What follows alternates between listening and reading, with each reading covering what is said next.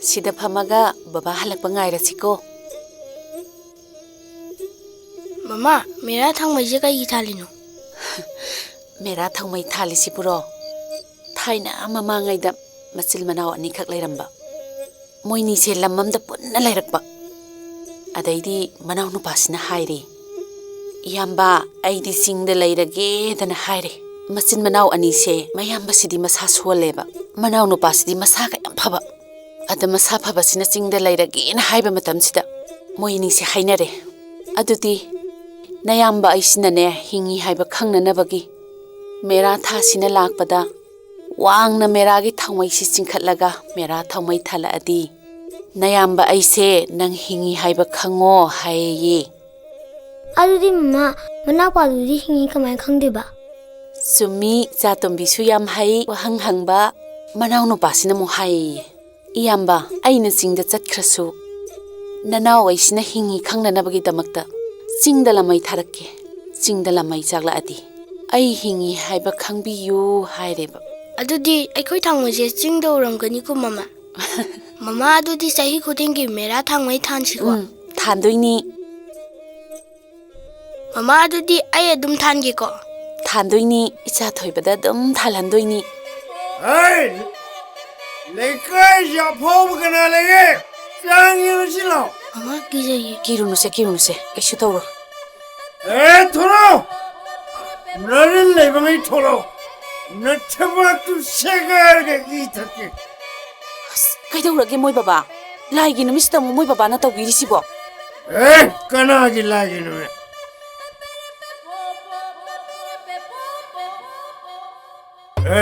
Thangmai ji kanan thangal. Kanan thangake. Moi baba lakmandabadu dana sanupada thangal halabani. Kai!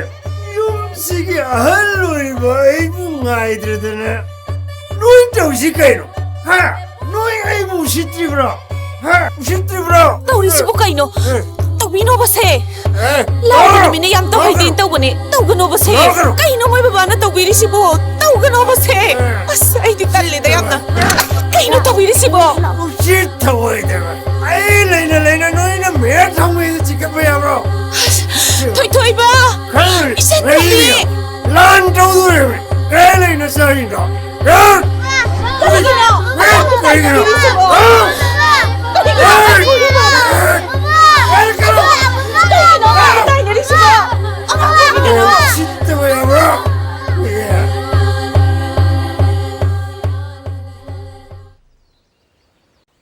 Ichan tombi, nangido paradra, chimpa putu udana. Pani mama. Pare, maram mo e chadi. Toiba nang sulo shelo hazana ito handwriting do yam nana iyo. Ayu pani mama.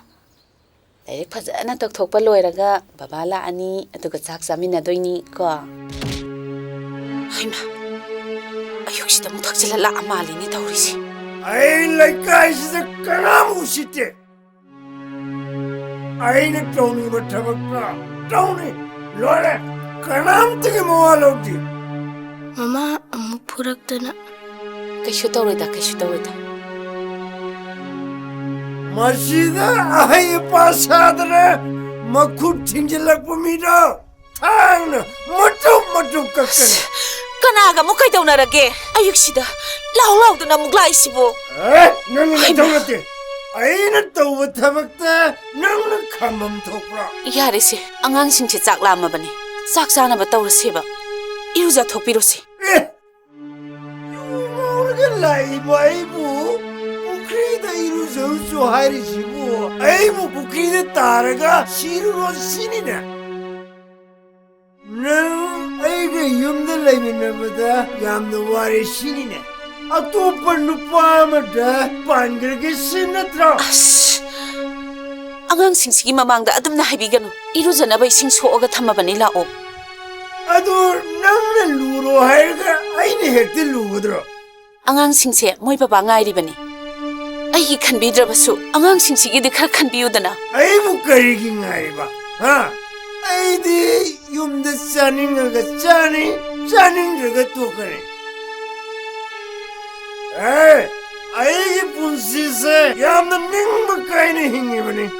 낭 라우루 버데기 아이기 분시세 레카 따라보니 강아봐 야래 떡비로 아무것도 이루자 덕나봐 떡비로지 시대 이싱 레이레부시 아이 낭을 떠고 세바 빰데 낭은 소울이 미싱세 후이는 다만이 위기 루카시부 아이는 그만 루즈드노 그만 루즈드노 카리노 따우리시보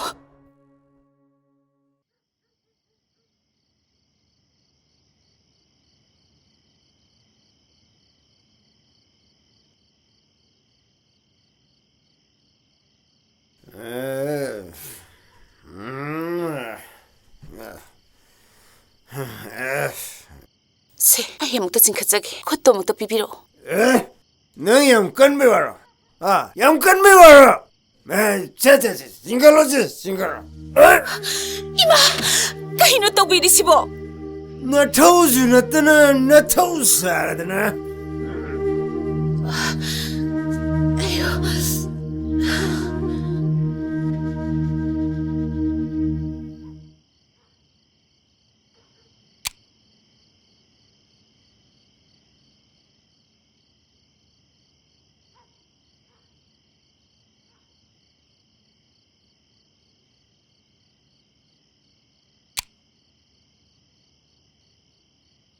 짝탕대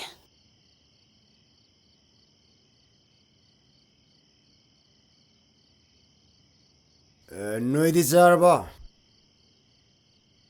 에이 아이는 이제 너무 온다니네 너희 싹 잘봐봐 태만보다도 카라카라 뛰자 찰래 까리 너희는 샤브 루카ksi 아이고 좀 싫어 아이고 좀 싫어 아이마 카리노 뭘 바바는 떡비리시보 짜람 마가나 짜람 미네 해프비바 짜람들의 짜람대 부비바 아이 굴마 가만히 잉어 아이노 에이 너희는 또 우리세 아이고 싫다버리 나사지 누가 자그래 나사지 누가 자그래 아강신도 뚱다기보다 나이브니 뭘 바바 아강들이 떡비노 하네 아강신도기만 하이노 나사신도 로이는 아오라니 하이바 뭘 바바 아강들이 부비노 하이바 세 아강카도 까라이도 부톡비리노 까리노 뭘 바바는 떡비리시고 까리노 너희는 시에 행복 험실래 레카이드 수사 빼로 가봐 ôi bà thông hàng hàng đồ biểu cái gì nó thông làm gì mà chị bộ ôi bà thông hàng đồ hay bên đây thông hàng một hàng đồ biểu hay bà cái gì nó thông nó trên bị đi chị bộ thông hàng đồ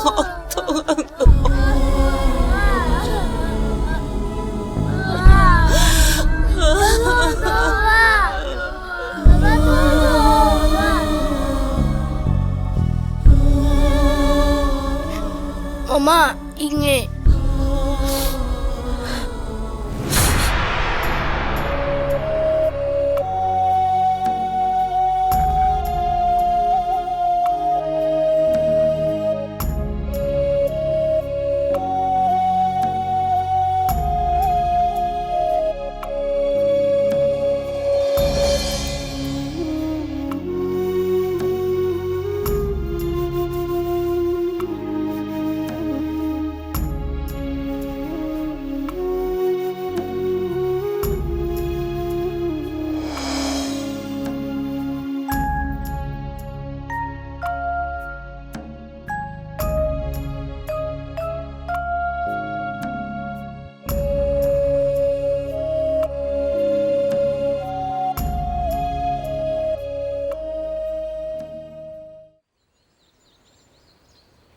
엄마, 응? 이몽들은 빈팜래 후에 바바가 락미네. 혹시 뭐 응.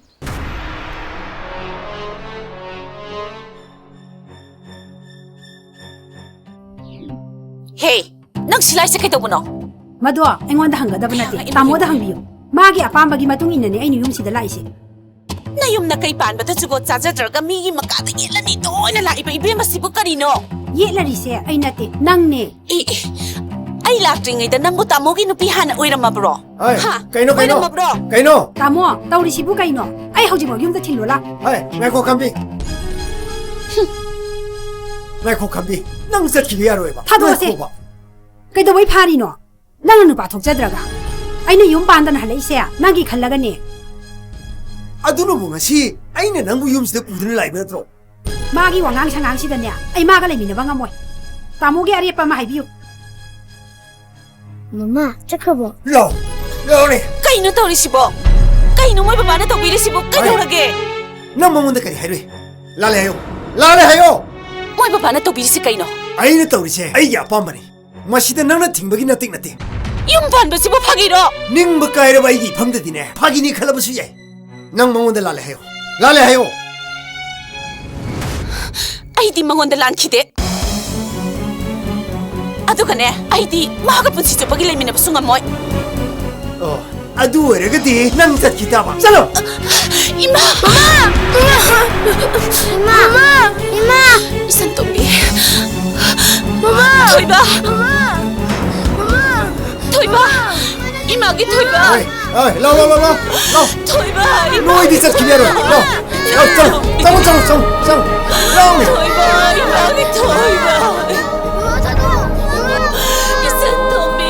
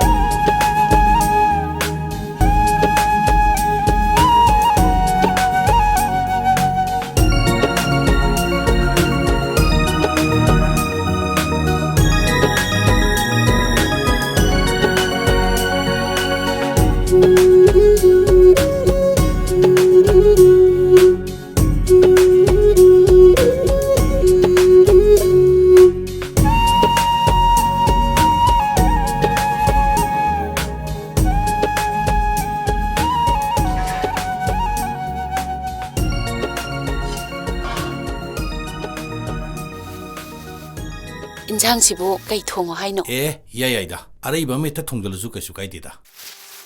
이bungo기 ꯄꯩꯁꯥꯗꯨꯗꯤ ꯊꯥꯕꯤꯈ꯭ꯔꯕ꯭ꯔꯥ? 이헤 타드리네. 하영 람 타비르게. ꯑꯃ ꯃꯈꯥꯏ ꯊꯥꯔꯛꯑꯣ ꯍꯥꯏꯗꯥꯏꯅꯦ. ꯑꯗꯣ ꯀꯩꯒꯤꯅꯣ ꯂꯥ ꯑꯝꯇ ꯊꯥꯗꯣꯏꯗꯤ? 이헤 아왓빠두디 아다 까기 렌 비슬라가 야자라니드나. ꯑꯁ ꯀꯥꯒꯤ ꯔꯦꯟꯇꯨꯗꯤ ꯑꯝꯇ ꯊꯥꯔꯨꯈꯤꯅꯨꯗ. ꯃꯥꯒꯤ ꯇꯉꯥꯏ ꯐꯗꯕꯗꯣ ꯑꯗꯨꯗ ꯍꯥꯟꯅ ꯊꯥꯕꯤꯈꯣ. ꯍꯣꯏ 타르게.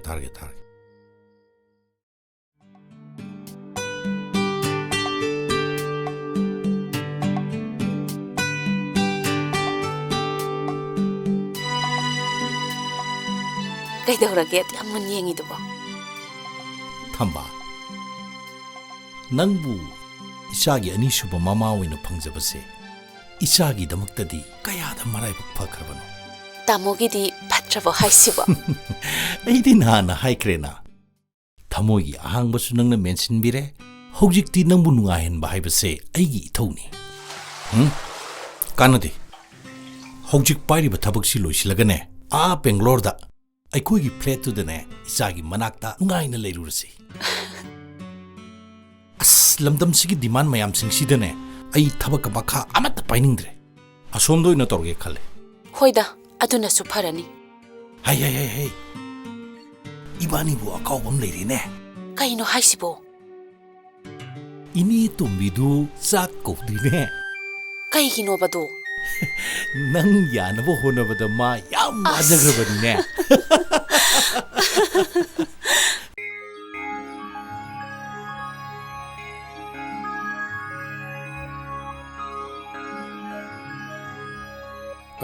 이베마기 이자누피시 자히 군가니 토이가 타홈 콜롬도에 두니다.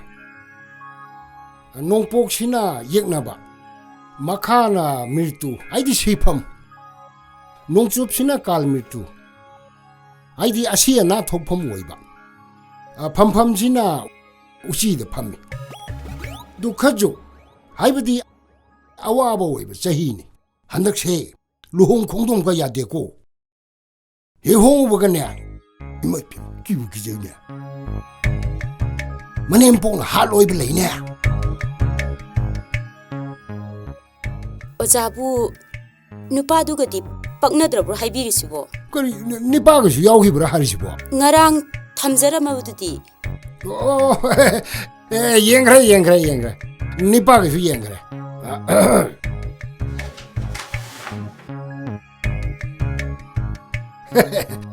ꯅꯤꯄꯥꯒ ꯅꯨꯄꯤꯒꯁꯤ ꯄꯨꯡꯗꯣꯡꯅ ꯄꯛꯅꯈ꯭ꯔꯦꯗ ꯍꯦꯛ ꯊꯨꯡꯅꯕꯗ ꯀꯥꯏꯅꯧ ꯑꯣꯏꯕꯁꯤꯃ ꯁꯨꯛꯂꯩ ꯂꯩꯇ꯭ꯔꯦ ꯑꯣꯖꯥꯅ ꯍꯧꯖꯤꯛꯇ ꯃꯅꯦꯝꯃꯣꯛꯅ ꯍꯥꯠꯂꯨꯅ ꯂꯩ ꯍꯥꯏꯕꯗꯨꯗꯗꯤ ꯑꯩꯗꯤ ꯏꯉꯥꯏꯁꯤꯒꯤ ꯃꯃꯥꯡꯗ ꯏꯀꯥꯏꯕꯅ ꯂꯣꯏꯔꯕꯅꯤ ꯂꯥꯟꯅ ꯂꯧꯕꯤꯅꯨ ꯅꯨꯄꯤ ꯃꯆꯥꯁꯦ ꯍꯟꯗꯛꯀꯤ ꯆꯍꯤꯁꯤ ꯀꯌా ꯄꯥꯡꯗꯦ ꯍꯥꯏꯖꯕꯗꯅꯤ ꯏꯕꯨꯡꯉꯣꯁꯤ ꯅꯠꯇꯕ ꯑꯇꯣꯞꯄ ꯅꯤꯄꯥ ꯑꯃꯗꯤ ꯍꯦꯛ ꯆꯦꯟꯈꯤꯕꯗ ꯑꯩꯅ ꯍꯥꯏꯖꯈꯤꯕ ꯈꯨꯗꯣꯡꯊꯤꯕꯁꯤꯡ ꯑꯗꯣ ꯍꯦꯛꯇ ꯅꯪꯗꯣꯔꯤꯅꯤ ꯑꯣꯖꯥꯕꯨ ꯏꯆꯥꯒꯤ ꯑꯋꯥ ꯑꯅꯥꯁꯦ ꯀꯧꯊꯣꯛ ꯆꯥꯝꯊꯣꯛꯅꯕ ꯀꯔꯤ ꯀꯔꯤꯅꯣ ꯈꯤꯇ ꯇꯥꯛꯄꯤꯌꯨ ꯍꯣꯏ ꯍꯥꯏꯖꯒꯦ ꯅꯨꯄꯤ ꯃꯆꯥꯁꯤ ꯑꯋꯥ ꯑꯅꯥ ꯇꯥꯗꯅꯕ ꯃꯥꯒꯤ ꯃꯄꯣꯛ ꯅꯨꯃꯤꯠꯇ ꯑꯍꯤꯡ ꯅꯣꯡꯌꯥꯏꯗ ꯍꯧꯒꯠꯂꯒ ꯁꯅꯥ ꯈꯣꯡꯅꯥꯡ ꯃꯈꯣꯡꯗ ꯐꯤꯔꯥꯟ ꯑꯉꯧꯕ ꯑꯃꯇꯪ ꯍꯦꯛ ꯀꯠꯊꯣꯛꯄꯤꯔꯣ ꯑꯍꯤꯡ ꯅꯣꯡꯌꯥꯏꯗ ꯃꯤ ꯎꯍꯟꯕ ꯌꯥꯕ ꯅꯠꯇꯦ ꯃꯁꯤ ꯇꯧꯗꯕ ꯌꯥꯗꯕ ꯊꯕꯛꯅꯤꯀꯣ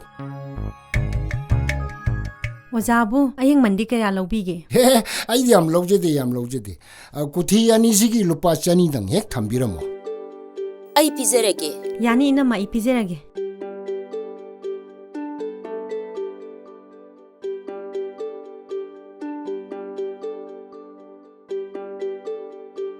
ꯑꯣꯖꯥ ꯁꯤꯝꯇ ꯀꯠꯆꯒꯦ ꯌꯥꯔꯦ ꯁꯤꯝꯇ ꯄꯥꯏꯁꯟꯕꯤꯌꯨ ꯑꯣꯖꯥꯕꯨ ꯈꯨꯔꯨꯝꯖꯔꯤ ꯑꯐꯕ ꯑꯣꯏꯕꯤꯌꯨ ꯁꯣꯏꯗꯅꯁꯨ ꯐꯪꯒ ꯑꯗꯨꯗꯤ ꯆꯠꯁꯤ ꯏꯅꯝꯃ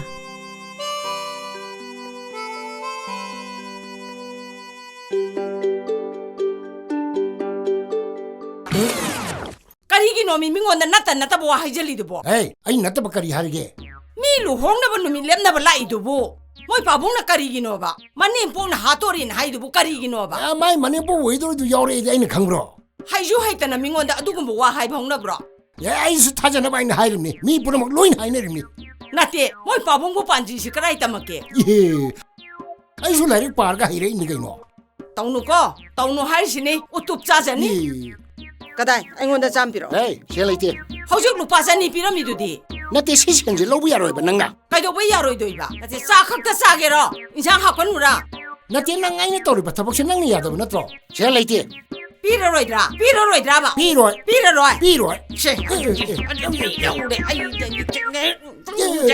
ꯂꯧꯔꯦ ꯃꯁꯤ ꯃꯥ ꯍꯤꯡꯆꯥꯕꯤꯅꯤꯅꯦ ꯀꯔꯤꯒꯤ ꯍꯤꯡꯆꯥꯕꯤ ꯆꯥꯔꯝꯗꯥꯏꯗꯗꯤ ꯃꯤꯒꯤ ꯈꯛꯇꯦꯅꯦ ꯌꯥꯔꯦ ꯑꯩ ꯈꯥꯔꯦ ꯊꯨꯝꯃꯦꯗ ꯅꯪꯗꯤ ꯄꯦꯜꯂꯕꯖꯥꯠꯅꯤ ꯆꯠꯂꯣ ꯅꯆꯥꯅꯨꯄꯥꯗꯣ ꯀꯧꯊꯣꯔꯛꯑꯣ ꯊꯕꯛ ꯊꯥꯒꯦ ꯂꯩꯇꯦ ꯆꯟꯗ꯭ꯔꯣꯒ ꯌꯦꯟ ꯀꯥꯎꯅꯕ ꯆꯠꯈꯤ ꯃꯥꯒꯤ ꯆꯟꯗ꯭ꯔꯣ ꯑꯣꯏꯕ ꯊꯥ ꯁꯨꯗꯅ ꯄꯣꯛꯄꯁꯤꯒ ꯇꯤꯟꯅꯔꯅꯨ ꯁꯤ ꯌꯥꯗ꯭ꯔꯦꯅꯦ ꯃꯦꯇ꯭ꯔꯤꯛ ꯄꯔꯤꯈꯥꯁꯤꯗ ꯂꯥꯟꯊꯣꯛꯄ ꯉꯝꯅꯅꯕ ꯂꯥꯏꯔꯤꯛ ꯄꯥꯎ ꯁꯤꯗ ꯌꯥꯈꯤꯗ꯭ꯔꯦꯕ ꯑꯣ ꯑꯗꯨꯕꯨꯗꯤ ꯃꯄꯥꯏ ꯃꯆꯥꯅꯤꯗꯅ ꯃꯁꯤ ꯍꯥꯏꯔꯨꯔꯒ ꯃꯁꯤꯒ ꯍꯥꯏꯔꯒ ꯂꯣꯏꯔꯗ ꯃꯁꯤ ꯀꯥꯔꯦ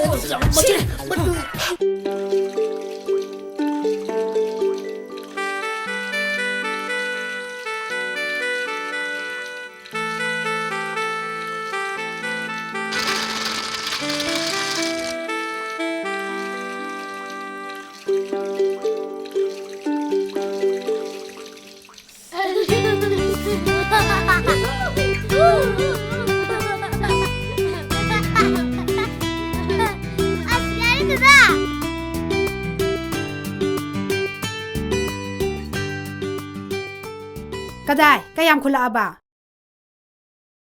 ꯁꯤ ꯈꯛꯇ ꯁꯤꯗꯤ ꯀꯧꯇꯥ 5 ꯐꯥꯎ ꯐꯥꯔꯣꯏ ꯊꯔꯣꯏ ꯀꯧꯇꯥ 5 ꯐꯥꯎ ꯈꯨꯟꯕ ꯉꯝꯗꯕ ꯅꯣꯏꯗꯤꯅꯦ ꯆꯥꯛ ꯆꯥꯕ ꯌꯥꯔꯣꯏ ꯗꯗꯥꯗꯤ ꯆꯠꯄ ꯉꯝꯗꯕꯅꯤꯅ ꯊꯔꯣꯏ ꯌꯥꯝ ꯈꯨꯟꯕ ꯉꯝꯗꯦ ꯏꯃꯥ ꯍꯩꯁꯤꯡꯕꯤ ꯃꯆꯤꯟꯁꯦ ꯈꯨꯝꯕꯤꯅꯦ ꯃꯁꯦ ꯀꯩꯗꯧꯔꯒꯦꯅꯦ ꯌꯦꯡꯉꯨꯅꯦ ꯁꯦ ꯅꯣꯡꯉꯥꯟꯕꯗꯩ ꯆꯠꯈ꯭ꯔꯒ ꯊꯔꯣꯏ ꯀꯧꯇꯥ 5 ꯐꯥꯎ ꯐꯥꯅꯕ ꯈꯨꯜꯂꯛꯄ ꯉꯝꯗꯕ ꯃꯣꯏꯗꯤ ꯆꯥꯛ ꯑꯃꯠꯇ ꯄꯤꯖꯔꯣꯏ ꯇꯧ ꯍꯥꯏꯕ ꯊꯕꯛꯇꯣ ꯇꯧꯗ꯭ꯔꯕꯗꯤꯅꯦ ꯆꯥꯛꯇꯣ ꯍꯟꯊꯅ ꯄꯤꯖꯕ ꯇꯥꯕ ꯊꯔꯣꯏ ꯌꯥꯝ ꯇꯥꯗꯤꯌꯦ ꯕꯕꯥ ꯀꯔꯤꯒꯤ ꯇꯥꯗꯕꯅꯣ ꯅꯈꯣꯏ ꯁꯥꯟꯅꯔꯒ ꯂꯩꯕ ꯅꯠꯇ꯭ꯔꯣ ꯁꯥꯟꯅꯔꯒ ꯂꯩꯊꯣꯛꯑꯝꯒꯅꯤ ꯍꯌꯦꯡꯗꯒꯤꯗꯤꯅꯦ ꯀꯧꯇꯥ ꯇꯔꯥ ꯍꯦꯛ ꯐꯥꯅꯕ ꯈꯨꯜꯂꯛꯄ ꯉꯝꯗ꯭ꯔꯕ ꯆꯥꯛ ꯑꯃꯠꯇ ꯄꯤꯖꯔꯣꯏ ꯍꯩ ꯅꯈꯣꯏ ꯑꯅꯤꯅꯦ ꯅꯃꯥꯁꯤꯅ ꯍꯥꯏꯕꯁꯦ ꯈꯔ ꯈꯔ ꯏꯜꯂꯨꯅꯦ ꯑꯩꯈꯣꯏꯅ ꯂꯧ ꯈꯔ ꯎꯔꯒ ꯆꯥꯕ ꯐꯪꯉꯤꯕꯁꯦ ꯅꯃꯥꯁꯤꯒꯤ ꯂꯧꯅꯤꯅꯦ ꯆꯠꯂꯣ ꯆꯠꯂꯣ ꯆꯠꯂꯣ ꯅꯈꯣ ꯍꯥꯝꯗꯣꯛꯔꯁꯨ ꯆꯥꯛ ꯆꯥꯅꯕ ꯇꯧꯔꯣ ꯆꯠꯂꯣ ꯆꯠꯂꯣ ꯆꯠꯂꯣ ꯊꯧ ꯂꯩꯇꯕꯗꯅꯦ ꯃꯤꯒꯤ ꯃꯆꯥ ꯌꯣꯛꯇꯅꯅꯦ ꯍꯌꯦꯡ ꯑꯩꯉꯣꯟꯗ ꯀꯔꯤꯁꯨ ꯀꯥꯟꯅꯔꯣꯏ ꯍꯦ ꯅꯄꯥ ꯏꯔꯨꯖꯕ ꯆꯠꯈ꯭ꯔꯕ ꯆꯠꯈ꯭ꯔꯦ ꯏꯃꯥ ꯁꯦ ꯆꯥꯔꯣ ꯁꯦ ꯑꯗꯨꯗꯒꯤ ꯍꯦꯟꯅ ꯍꯥꯄꯛꯑꯣ ꯍꯥꯏꯔꯛꯀꯅꯨꯀꯣ 이싱도 깔라가 탁자로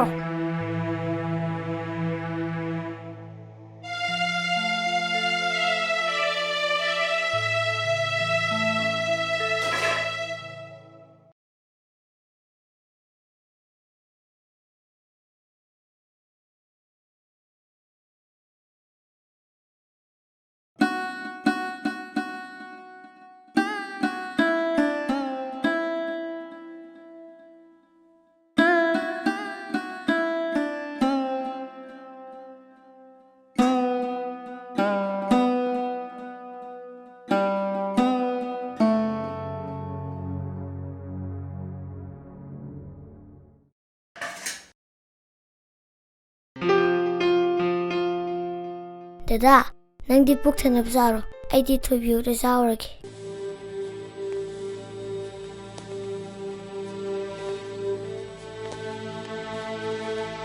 Ichan, nangdu saksau. Se, ibani jamin nasi. Dada, kau kono. Nang puk thanap zaro.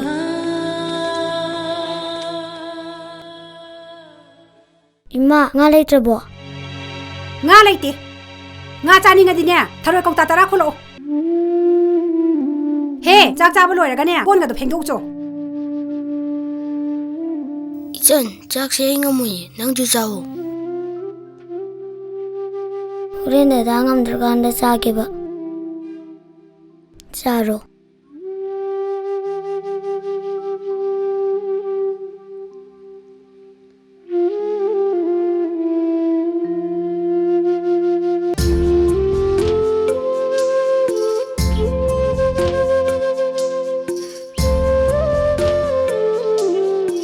Mama, horen nungdandi nga thongbiu ko.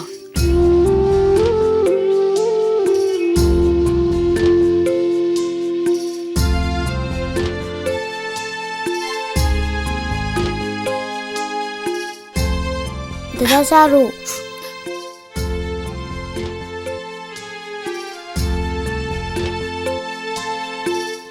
Isan! Ima! Ima! Ima! Isan Tombi! Ima! Isan Tombi! Ima! Isan! Ima! Ima! Ima! Kari manglone ina manglori basibo. Ima gitoy ba? Isan Tombi. Nakoy mo yam na wara bro. Dada, si Pepsi yamdrengo. Kai de helai no Ichan. Ature me panda horamine. Yamde dada. Yame. Si yamte puradi imana se puraroi. Nga chak phangni ko. Phangani. Ado dada. Tabi man hariba. Nina uchela maidong ole haye. Ado kamai oli no dada. Adu bro, uchek lang mai dung na ne. Pairak pada ne. Mana matu singdo. Kikpira maga ne. Matu khullaga ne. Yetum na pholaga ne. Pai bane hai. Adi uchela maidong na pairadi. Magi matudo khiamu habiani ko. Yani. Pai bai adi. Khoi magi manakta chatpa ngani ko. Nangdi mama le phom kamai khangi ba. Tu adali bakun se. Asida dolan awang bam lay hai ko. Ado ko mai yumni. Nagonda di kanana hari ba. Tabi mana harapane. Aduga ne. Mama na suna magi manakta la o hai. Audi mama manakta chalu sira. Chalu se dada.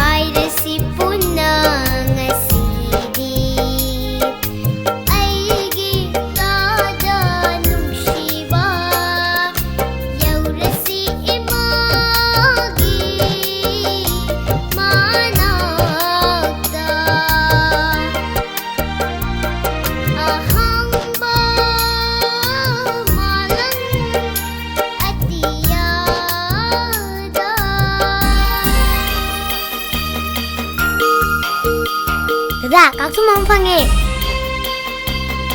ꯁꯦ ꯑꯗꯨꯗ ꯅꯪ ꯆꯥꯎ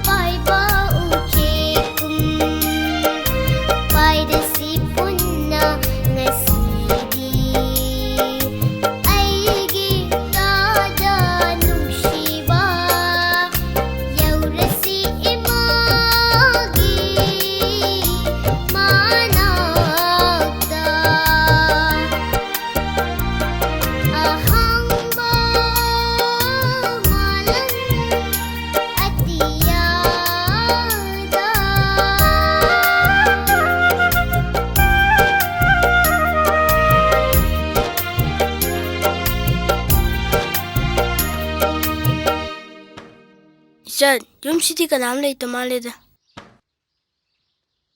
ꯏꯃꯨꯡꯗ ꯂꯩꯔꯝꯕ ꯌꯥꯏꯌꯦ ꯀꯧꯁꯤꯔꯥ ꯀꯧꯋꯣ ꯃꯃꯥ ꯃꯃꯥ ꯃꯃꯥꯎ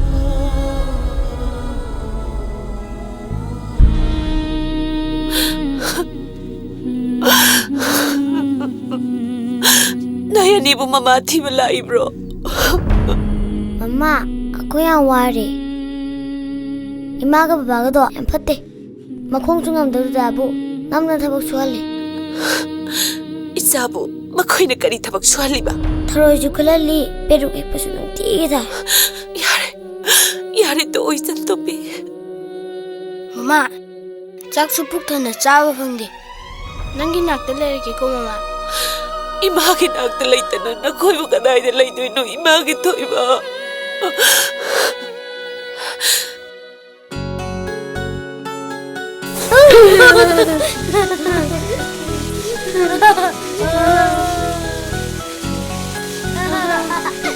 아니 눈비기를 다치고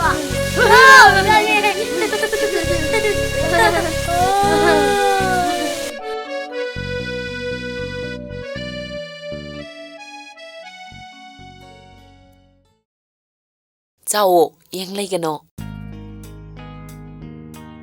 짜로 짜로 노야니기네바 아마만 바이로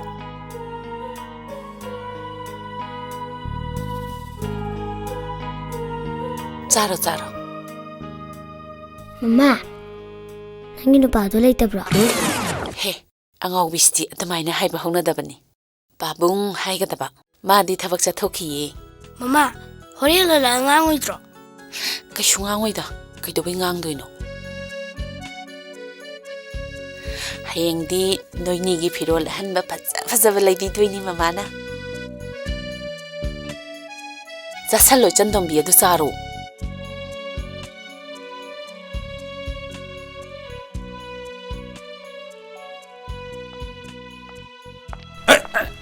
아이마 헤이, 헤이, 그래도래. 히닥시 탁비라 노이시 야라로이드로 헤이, 그 담바, 넌 ngasi디 서울누해. 아이 ngasi제 빌 가이브다.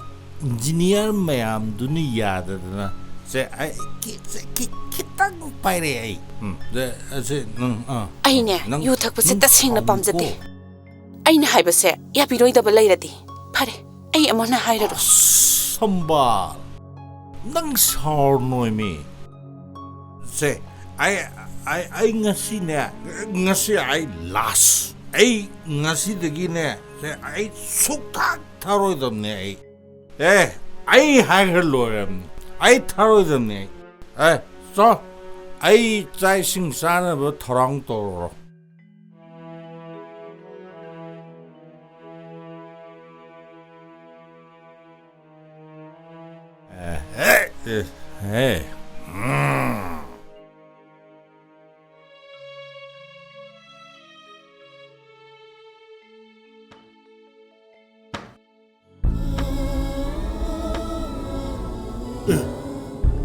Hey! Kanon dia.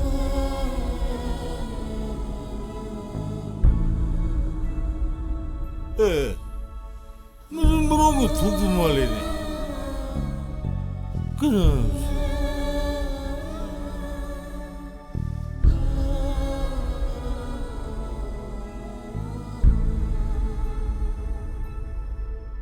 Hey! 가라는 지금 공태금 수상기다. kaino haibirisibo angangdo aigi sani 그래. 능이나서. 시들이 계속 라이바. mama ai leibanina isasingduna aigi nakta laksabani kaidorage dubo 에라. 능 와도 좀 소리래다. 아이 왔다드나 융시다 안강 슬리지 시 중부러시봐. 시수브레바.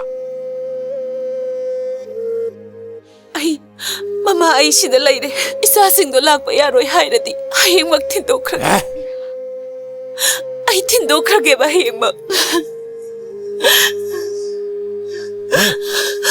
Hey, hey, hey, hey, hey, 담바. 펌. 나 안아 부두 호르사래. 나 약사봐. 제 아이 까이 마이고. 나 안아 부두 호르사래. 세. 이닥서.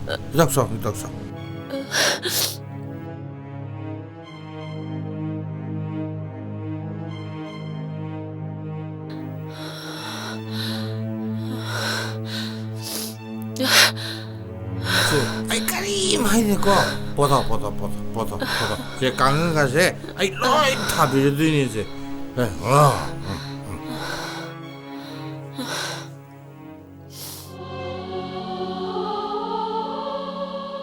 San, nang di mamay nagtalahuro ko. Dadasakraki.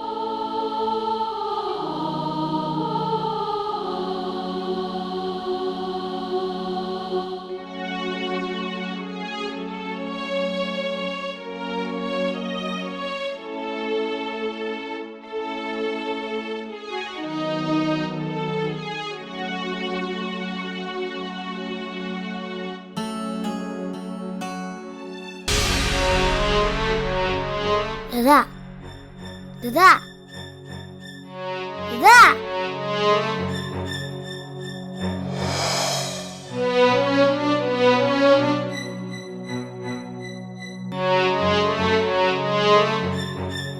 Mama! Mama! Dada lagi Mama. Hei, kau Ima!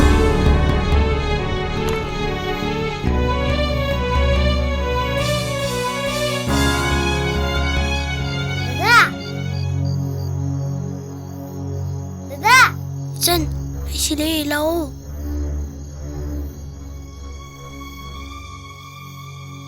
Dada! I am kiri sa horse. Ay na ima ko buto ko. Ima gini pa dun pugi to raiba.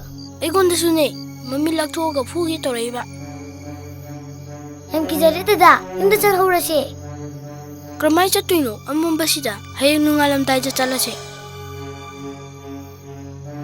ꯏꯆꯟ ꯑꯩ ꯌꯥꯝ ꯏꯪꯉꯦ ꯅꯪ ꯐꯤ ꯑꯃꯇ ꯂꯧꯊꯣꯛꯎꯒꯦꯔꯥ Os, talle kizaye. Dada, asida phim leire. Asi inchi ko. Se dada, inchi se.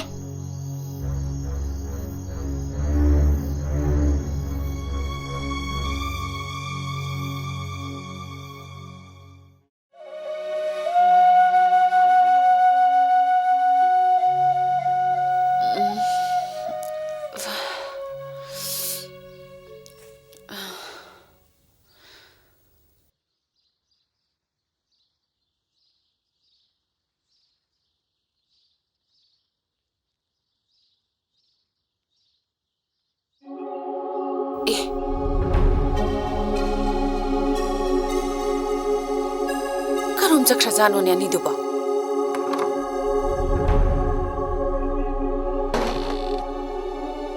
Laitine sida swa. Thoiba, ichan tombi. Karom chakhrajano ne angang ani duba.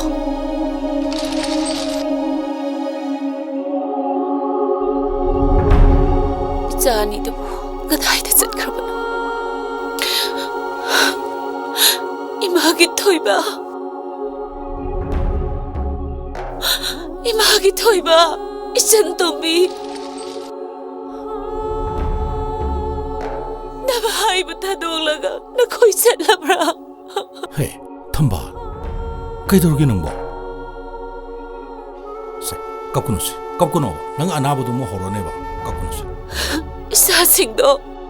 Mama, ikoy wari haiduna mapamsida layba lakibani.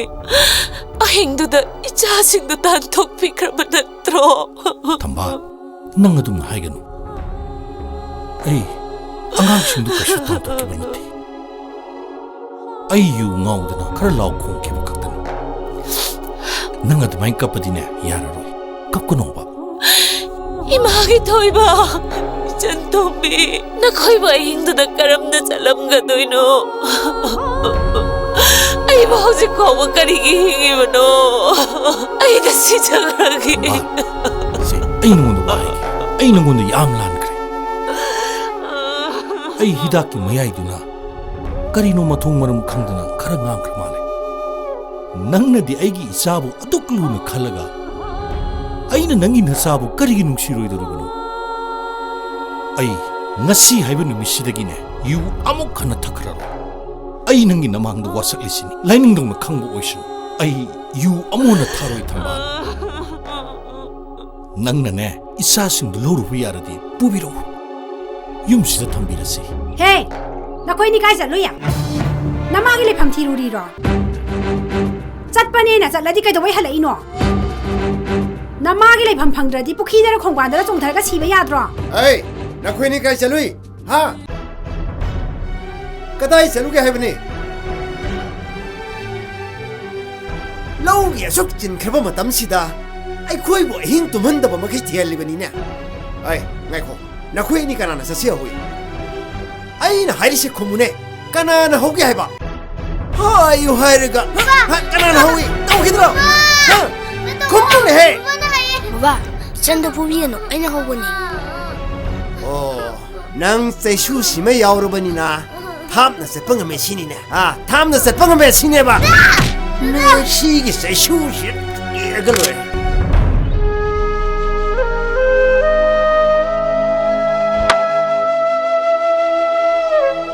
chaba chaba ai nang na angang ani si yingi ma mi ngasi karino ha isa warakse masitane khura khoi mathau tadi kari nang machong pak nai da ba nang ai kana no si khangra kaidauge haibno ye ha kaidauge haibno ngai kho ba 파자마자는 강나 si mu phajana ngang ba yari ba hai hai ko re mo angang su bol sia ei nang lai kai pal su udro nang no mo de soidra lai kai se tan thu soidra ni laikai sene ai buta to kada ba kana ki sumating nate adu nang ngasi ai chiat patare khang ro 강나 시 거 ngai kho hai ba mana ru se anta ngai kho se Urai coba saya ngasih itu sekitar.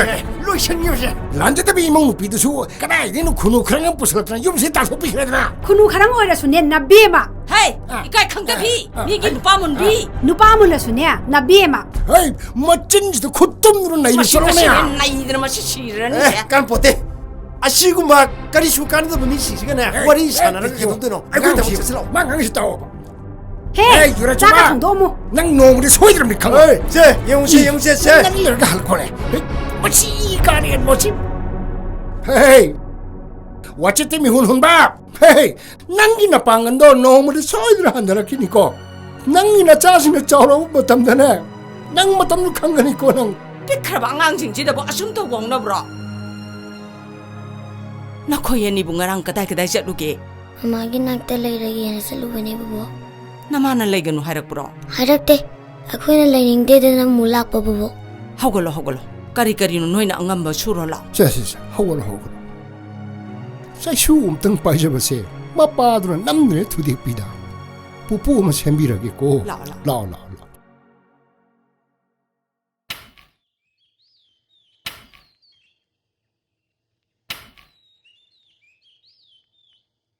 Dada, hayang ga tawrati kasin to bulorni ko. 로엔이 짠, 이식 열이버 Yauriye. 기타 탈게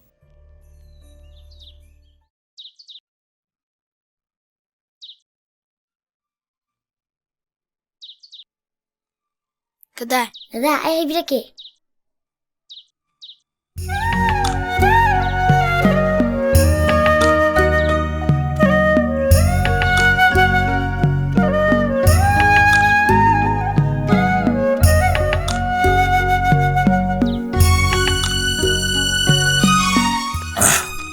야, Dada sa sira. 자세 비다이 러레고 뭐나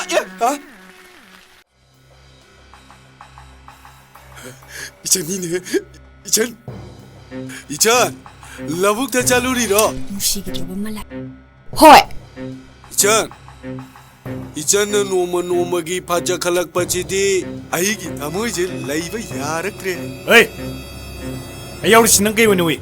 까이나 낭부디 낭오이노 우다나 후이오이노 우하이라 에이, Da, tu oba. Asiga mana ba? 이찬 낭나가 거기다 갈라이라디 깜능아이는 레이저니에 낭나가 론바 용짝 이론바두디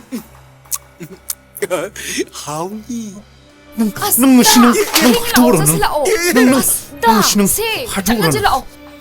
까리노네 까이노 아주 박항아 뭐이 버기 레샤빌랑나 저바이와니 까이노 이씨 낭디 레샤빌랑나 법팡더나 낭디 샤우닝이로 낭디 Masih lucu Dian gitu. Da, si. Chana jila la oba. 짠 낭바우디 사타이라 뭉시해 나봉도 바와리 사타이라 포닝해 에이, nung Da, la oba. चलो 좀 되나 종아도는 चलो है 아스 누가 이들이다 비다이 러우레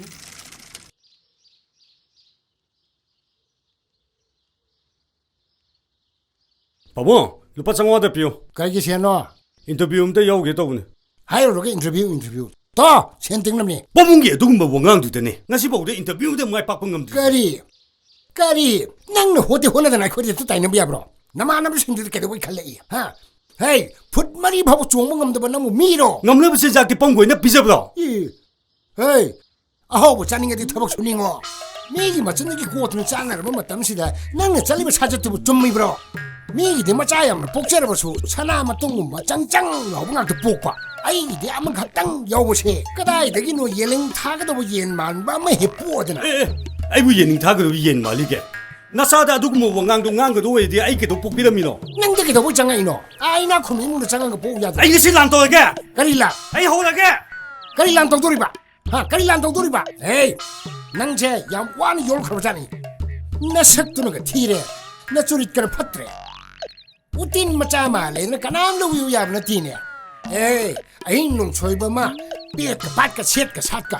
Na ma ga ai ga ning da shin da ai dum pu na tin hey kangla. adam nung si da te pi nga da hatok pi na mo ke do ge pa bunga Isa go ni na hat pa phati na. Khun gi lain thau da lo san bi ro ni kalu ram ni. Kuro murga hogo lakku da layam dre. Lau da lo san gar boningi. Si atu ga di. Mi gi ak phang phang ma khal da chang ye ga. La phui thi sa le ram ni. Hey, nang je lai bang lo pa ma na tin khang ra. ima ai yum si de le bang ma do ai hu sa da ga si ga ge Hey, hu sa ra si da wor de lai no sem bi ga lo. Kari no mi noi na pam sa nang nari du bo. Hey, mi lei ko. Hey, ima na sak loi ra bani. Sak cha ra ga sa lu. Na tau du su ko bi ro lao. ima ai ju bu sak ka yam thi de ge na Nati ne, isa bu kana na sak thi hai ri no.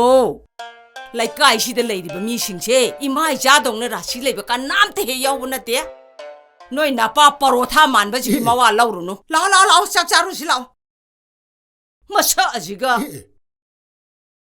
Amu ma si ni na mi chang chang re ji mo.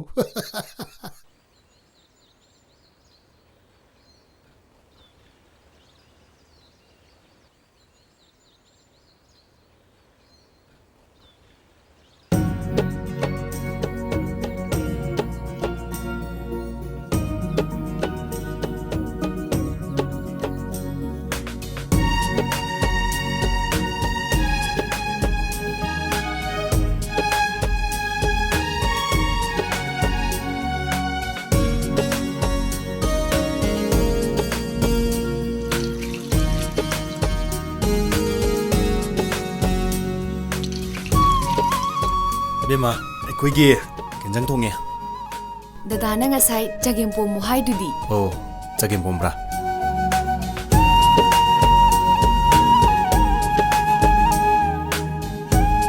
ꯗꯥꯀꯣꯛ ꯇꯨꯝꯗꯣꯏꯔꯣ ꯇꯨꯝꯗꯣꯏꯅꯤ ꯏꯁꯤꯡ ꯍꯩꯕꯤꯔꯛꯀꯦ ꯍꯩꯔꯣ ꯍꯩꯔꯣ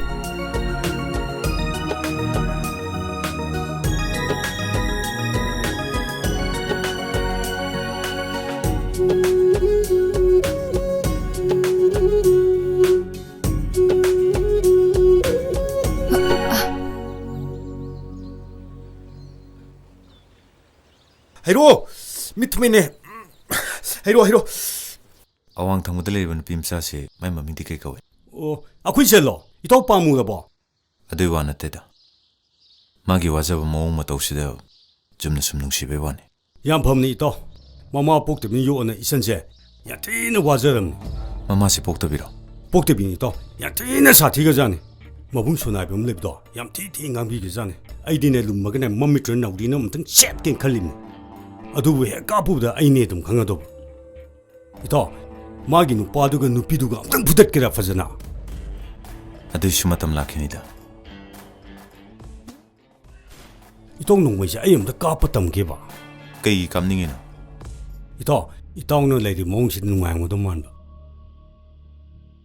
Kamay nungay doy ba. Itaw di numi supa tabak su amta sude. Sabaga takbaga tumbaga koibaga. Ayu mi mayumda leitadi itaw dong na nungay ni ko. Ay se itaw din na te ko. Itaw la na logan ko. Nang khali dalale. Ay leri se pungning lektapong kang munate. Itaw ayu bu yaw ba yadoy dro. Yongning may maramda hanay ko. Ay yongning se itaw atay gi na te. Nongboy se kapek haybaga na aham target se akoy pabung na thong gi sine. Madu hayde wane. Matungda mo hanay gano. Itaw su khangim na tro. Mana ngangi ba wangang sa ngang dubu kadino. Madu nang bu paning da nangangini. ꯑꯗꯨꯏꯁꯨ ꯈꯔ ꯍꯦꯟꯃꯜꯂꯤꯗ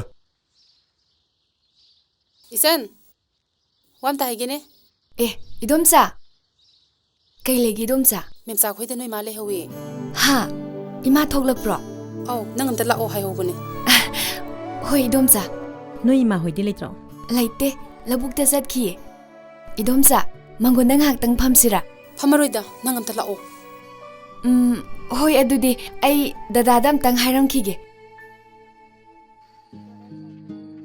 ꯗꯗꯥ 이마ꯅ ꯉꯥꯏꯍꯥꯛꯇꯪ ꯂꯥꯛꯑꯣ ꯍꯥꯏꯔꯛꯑꯦ ꯆꯠꯂꯨꯆꯣꯔꯥ ꯆꯠꯂꯨꯔ ꯍꯣꯏ ꯏꯆꯦ ꯃꯣꯏ ꯏꯃꯥ ꯑꯇꯣꯝꯕꯤꯗꯣ ꯌꯥꯝ ꯁꯥꯊꯤꯒꯖꯥꯠꯅꯦ ꯍꯣꯏꯅꯦ ꯌꯥꯝ ꯑꯣꯠꯂꯦ ꯍꯥꯏꯅꯦ ꯑꯣꯠꯄ ꯍꯥꯏꯕꯨ ꯑꯩꯈꯣꯏ ꯃꯥꯅ ꯂꯤꯕꯗꯗꯤ ꯑꯉꯥꯡ ꯑꯣꯏꯔꯤꯉꯩꯗ ꯆꯥꯛꯀ ꯃꯄꯨꯛ ꯊꯟꯅ ꯄꯤꯖꯗꯦ ꯍꯥꯏ ꯑꯣ ꯏꯁ ꯃꯃꯥꯗꯨꯕꯨ ꯀꯩ ꯅꯨꯃꯤꯠ ꯊꯣꯛꯂꯛꯏꯅꯣ ꯉꯔꯥꯡ ꯊꯣꯛꯂꯛꯄꯅꯤ 이돔ꯆꯥ ꯍꯣꯏ ꯉꯥꯛꯇꯪ ꯀꯥꯈꯠꯄꯤꯔꯛꯑꯣ ꯌꯥꯔꯦꯗ ꯌꯥꯔꯦꯗ ꯗꯗꯥ 이마ꯗ ꯀꯩꯀꯩ ꯍꯥꯏꯔꯝꯃꯨꯒꯦ ꯀꯩꯁꯨ ꯍꯥꯏꯅꯤꯡꯉꯥꯏ ꯂꯩꯇꯦꯗ 이마ꯅ ꯊꯋꯥꯏ ꯅꯨꯡꯉꯥꯏꯔꯣꯏꯗꯧꯕ ꯋꯥꯔꯤ ꯄꯨꯡꯁꯥ ꯁꯥꯔꯝꯒꯅꯨꯀꯣ ꯍꯣꯏ ꯗꯗꯥ ꯑꯗꯨꯗꯤ ꯆꯧꯒꯤꯒꯦ ꯆꯠꯂꯣ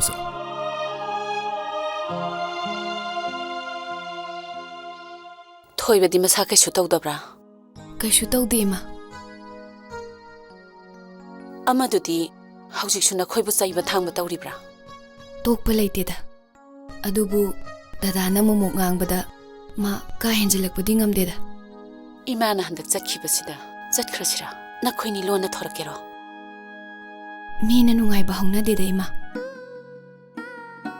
ꯅꯈꯣꯏ ꯄꯥꯕꯨꯡꯗꯣ ꯌꯥꯝ ꯐꯕꯅꯤ ꯍꯤꯗꯥꯛ ꯊꯛꯎꯔꯒ ꯀꯔꯟ ꯇꯥꯕꯩꯋꯥꯅꯤ ꯍꯧꯖꯤꯛꯇꯤ ꯍꯤꯗꯥꯛꯁꯨ ꯊꯛꯈꯤꯗ꯭ꯔꯦ ꯌꯥꯔꯒꯗꯤ ꯅꯈꯣꯏꯅꯤꯕꯨ ꯄꯣꯔꯛꯑꯣ ꯍꯥꯏꯔꯤ ꯃꯁꯤ ꯋꯥꯔꯤꯁꯦ ꯈꯟꯅꯔꯒꯨꯝꯁꯦ 이마 ꯗꯗꯥꯅꯁꯨ ꯀꯩꯁꯨ ꯌꯥꯔꯣꯏ ꯑꯗꯨꯗꯤ ꯅꯣꯏ ꯗꯗꯥ ꯅꯣꯏ ꯑꯅꯤꯒꯤ ꯀꯔꯤ ꯀꯔꯤ ꯆꯪꯒꯗꯕ ꯂꯩꯒꯦ ꯑꯩ ꯁꯦꯜ ꯈꯔ ꯄꯤꯔꯝꯃꯨꯔꯥ ꯊꯣꯏꯅ ꯆꯪꯅꯤꯡꯉꯥꯏ ꯂꯩꯇꯦꯗ 이마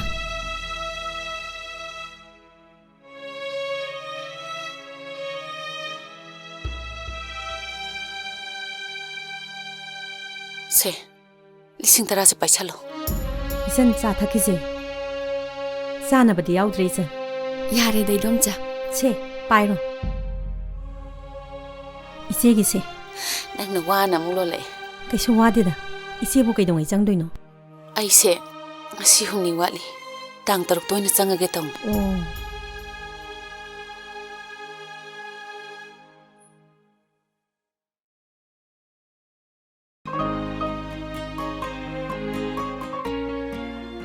ꯗꯗꯥ ꯁꯤ ꯍꯋꯥꯏ ꯃꯔꯤꯁꯦ ꯀꯪꯉꯦ ꯐꯨꯛꯇꯠꯂꯁꯤꯔꯥ ꯃꯁꯤ ꯐꯨꯛꯄ ꯌꯥꯗꯦ 이마ꯅ ꯊꯥꯖꯔꯝꯕꯅꯤ ꯑꯅꯧꯕ ꯑꯃ ꯆꯣꯡꯉꯛꯇ꯭ꯔꯤ ꯐꯥꯎꯗꯤ ꯁꯦꯕꯣꯠ ꯃꯔꯤꯁꯦ ꯑꯗꯨꯝ ꯀꯥꯖꯁꯅꯨ ꯁꯦꯕꯣꯠ ꯄꯥꯝꯕꯤꯁꯨ ꯆꯥꯎꯔꯦꯀꯣ ꯆꯥꯎꯔꯛꯑꯗꯕꯅꯤ ꯃꯁꯤꯒꯤꯗꯃꯛꯇꯅꯤ ꯑꯩꯈꯣꯏ ꯁꯦꯝꯃꯤꯁꯤ ꯍꯋꯥꯏꯁꯦ ꯆꯣꯡꯉꯀꯥꯟꯗ ꯃꯄꯨꯡ ꯐꯥꯖꯔꯅꯤ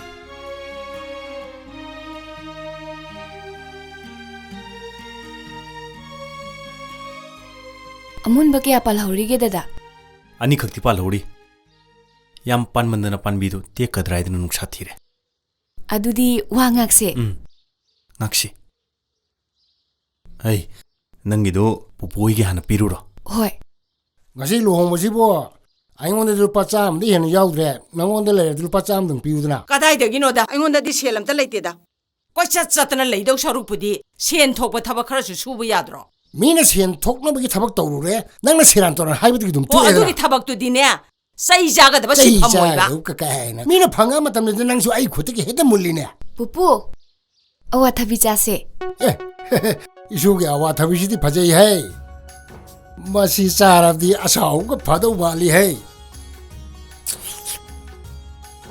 ꯍꯥꯎꯏꯍꯦ ꯕꯣꯕꯣ ꯁꯦ ꯈꯨꯔꯥꯝꯆꯥꯗꯤ ꯂꯩꯇꯕ꯭ꯔꯣ ꯕꯣꯕꯣ ꯅꯪ ꯈꯨꯔꯥꯝꯆꯥꯗꯤ ꯌꯨꯝ ꯃꯈꯥꯗ ꯉꯥꯛꯇ ꯂꯩꯕ ꯅꯠꯇꯦꯗ ꯅꯪ ꯇꯥꯃꯣ ꯂꯩꯕꯅꯤ ꯑꯃ ꯄꯤꯆꯣ ꯆꯣ ꯍꯣꯏ ꯕꯣꯕꯣ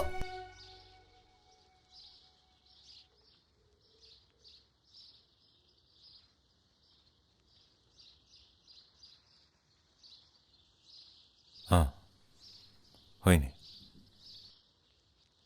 ꯍꯣꯏ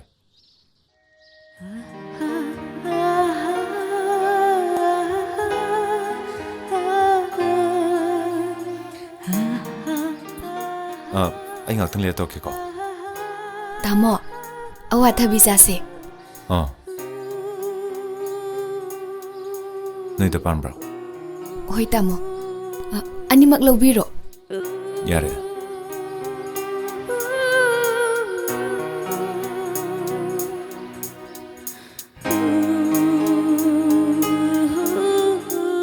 ꯌꯥꯝ ꯍꯥꯎꯋꯦ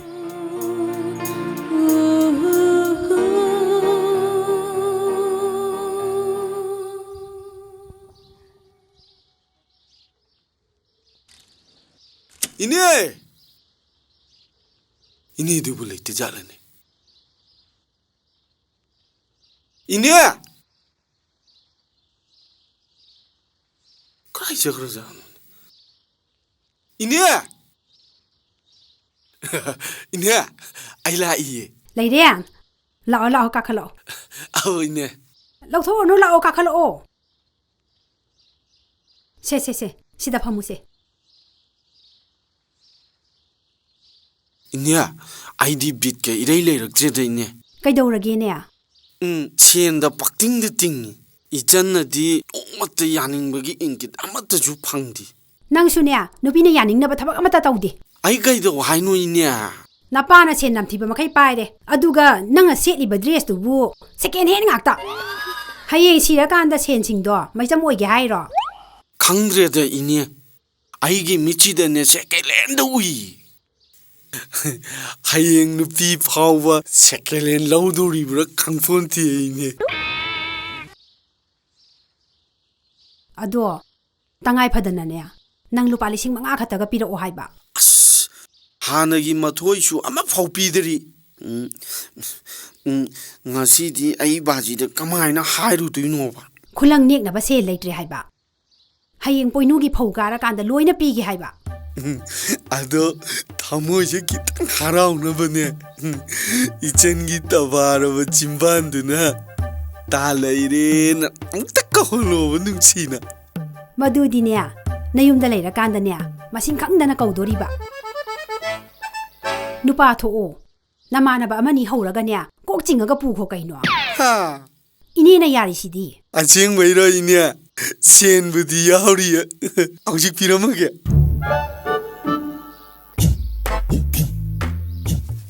to shubare yeng oine kaino ima to birisibo ye ai khoi sinau sibo nalada thargi yon poro inu birabro he kaino ni nang ngangi du bo apa phatta tana bani kaino sibo bo patta tana bro oi nang sige to laino ni seisinu thomru no ngai khonya mi ma sa se muk sok tana to ra ni ngai khone he ngai khoi ba ngai khonya ngai khoi ba thalo aina khulang ne pagi paisa khara ngang na ri ngai sida kari gino nang na mi ma sa se ta li sibo ima chen bu longneng man oni no thupi kan aina na san bu yon bro nang khulang ne pagi sen pi bangam gadra kari mata sudana sari do aigi iranne namaduna thamam nati masa nuksi mo masak khangda ban noina ma budi pandena yare da lao minusi khangbi namadudi kai do bagi noi bu hundo chakri ba yumpham se okne nilam mane kai khangbi lam hoina mana thaki bane ai kari no ngang nari do na sa nu pa na hari si tare dana ai bu ikai khangda bi lam bui ka hari sia oi nang namada dum na haibong no bro baba nasa khuigi wakata na ba na kong na mutang di khaibi na khui kya warge ha na khui kya olage nama si lakpadagini na khoi na ne ngasi phoba nabuk thanjari bado punchibo suk to ni hingwagi chukkude chara hin mana bai baba nang na hari sina di na pa se aina leira bani sini ne moi baba ai ge lan thum man chan kuna mo pibiro ai hauji mu cha kharage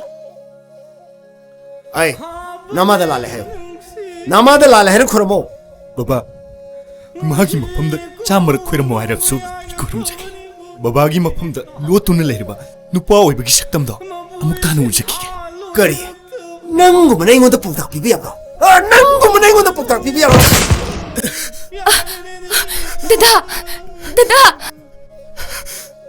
다다 속브라 기스토데 바바 kaino to birisibo saolabo ima nang sinupi ni ko 통화를 시튼 먹고이는 Dada! Sobra! Gusto. Se, hawalo.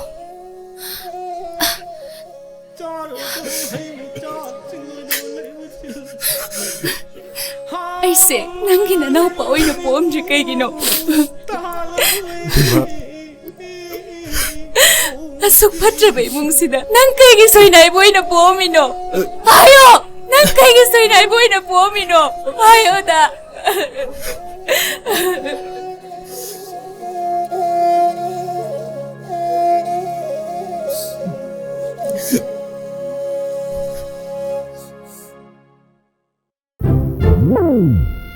예? 박시시의 미기 곧장이나 아이 수호지 항범 야오래네 까나나 항도이노 모이 빠바나 빠이르가 아이 아이기 수호지 마군 옵슬러가 론슬럼바니네 아제 롱토할래라미시디 센도이다기 칼링게다네 꼭도 뺑 소이다나 소이라마니에 아이 소롬도 미 뺑소야 브로 소도 아묵땅 항아가 수이수디 아무다 옌비유도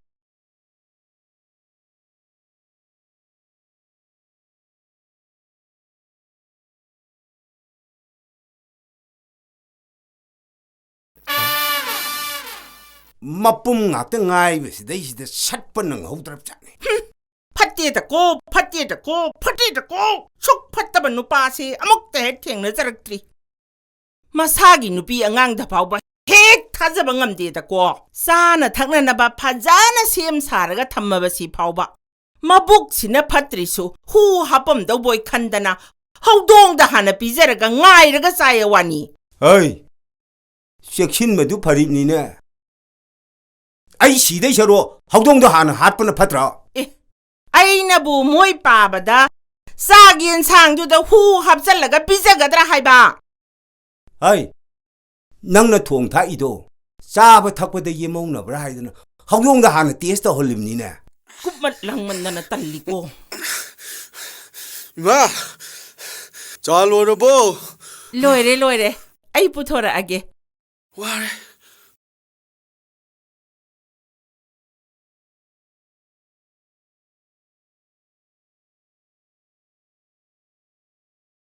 아이 낭나 nga랑 아이원도 삐럭고 센도이 징제 까나까나기노 쿠라 망렘기 리싱 어홈 다 돔비기 리싱 아니 이바이 마니기 리싱 아마 마니기 리싱 아마 아이 나바이 마니기 리싱 마리 삐럭거들 만나트로 바바 이바이 마니기 센도이제 라우라금지다 까리기야 바바기 핵복잡이나 자누피데기 센도이 라우부지보 하우너브라 아이 이지에기 마망데 야미 이까이다 아이 아빵자오 예 센도이 라우더디 ngahalai piu 라디 감독도리 센도이 라우리도 또이나 락드나바네 3번 쭉 용바 호림니 강아봐 예 마시 아빵자오 시디야 너희 미오로 고 아이 ngaiko 감비기 센도이디 이네 감비기 디피락트리다 낭기 감비에바 셀라 삐드르 시엔 삐루라 노아가 까리기 너무 피샬루리지 뭐 좀 마팅 빵머니부 바바 미나 하이나바다 감비기 마샤누 삐도 낭나 고이리 해시 shum브라 아 고이리에 아유 고이리 이 아이노 고락박 고이라잖아 아도 누피나데 죽어야 야돼 까리기 야드리바 마디야 나데 시엔자오 바이바 도노 아이기 이마오죠 하이베드 야드리바 마부 아이 사이크리티스키 프로블렘 레이라 잘라네 마부 레이데 사이크리티키 아무것도 레이데 마사수 바자그러자니 아두가 까리기 야락드리바 마디야 가다이데기 야르네게 지영우 아이나 세짜리바 버리치주 지주 바바기 공가우지 주 체켈란 지주 박터비 쇼룸데기 레이라 이바 비론기다 빠져봐 레이게 아이바주 바바는 쏘가야돼 셀마얌도 아도 하영 집에 간다 바보기 뭐좀 친구 하이 아니네 mau lâu 아이 mau lâu ra cái mau 하이 친구 이요 아주 저 할락비 lâu ra cái mau lâu ra cái 할락비 lâu ra cái 하이 낭나 할락바다네 따또만의 신도이도 그래 러우고 러라이 하이마 러라이 출렁 러라이 러라게 mau lâu ra cái mau 속다 시가 하이마 이봉 어디 사크라바 아 그래 아 마울라까네 에 누가이자레다 두디야 mau 부라디 아이수 khara pothajaraniꯗꯅ mau 보라까도이두수 할락비네 예 에 karigi madi ma holakpi lawdoriba nangi nasanidana tawniye mappa sakta sina popabu se sasi phanbiyo ai karigino saasi sangom yaw lo leisina haima nong phadoksu sangogasu taxi kaidorage ai sangom ma sukyamna tang kansida karigino는 sangom yaw 자 탁닝이시보 haima sangom yaw 자 탁닝가네 모이다라 kaino khare hi yansello 사토다 나타 이자다바 ai 자바 탁바다니네 시엔장이세 이코노미 동네 인장 닭바다네 싱굼바 모로굼바도 랑뿔라가네 룹바가네 타가다보니 강아바 마두나 강갈라가네 니밋 망아니디 작가니다나 오 아두 오이라디 nga 아야이바두수 랑뿔라가 타아시로 하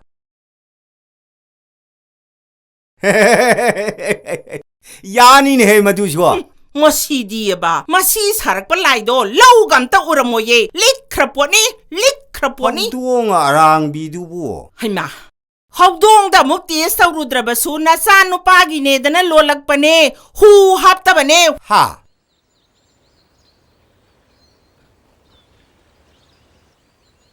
짠, 라옹 시디 잘했어. 라옹, 진짜. 타도 할머니, 타도. Ini tu kena. Tak, apa lagi? Hei, aduh, lain lah sini. Mak semua macam kau tunjuk. Jangan gimana bayar lo. Aduh, Dada.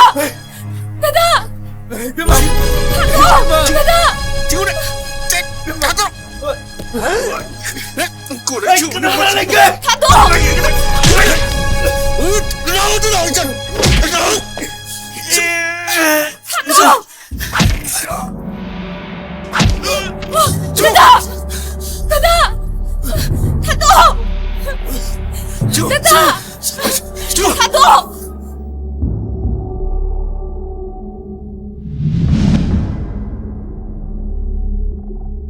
Oi, engkau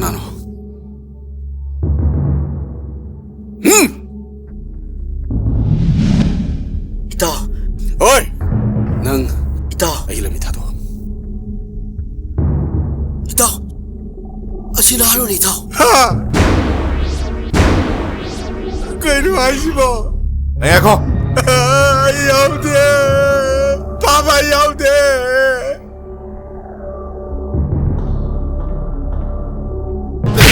Ayo, taratile. Papa, ma. Cai-cai. Ay, ma. Papa. Ayo. Ayaw de. Mana ayaw de. Papa.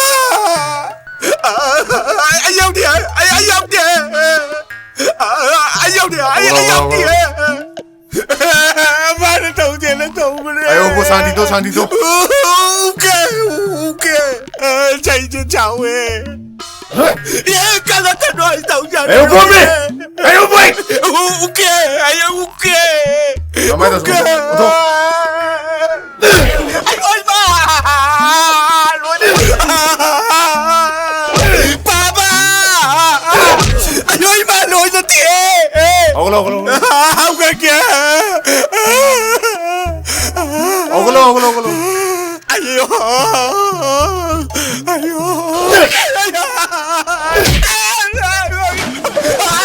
Xin chào đi. 가글로 둘러오시다. 아무리 나오잖아. 밥 가글로시다. 가로 어이 달래. 가글로 어디 가글로. 아이 달래. 가글로 두나. 아빠 이라게. 가르게. 가글로. 맞네 가글로. 나오라게. 이라게. 가로. 와 봐봐. 아이 나와. 가로. 아유. 가로. 와 봐봐 아이 나와. 아유. 아이 가르게. 라라라. 너무 잘로 아이 가르게.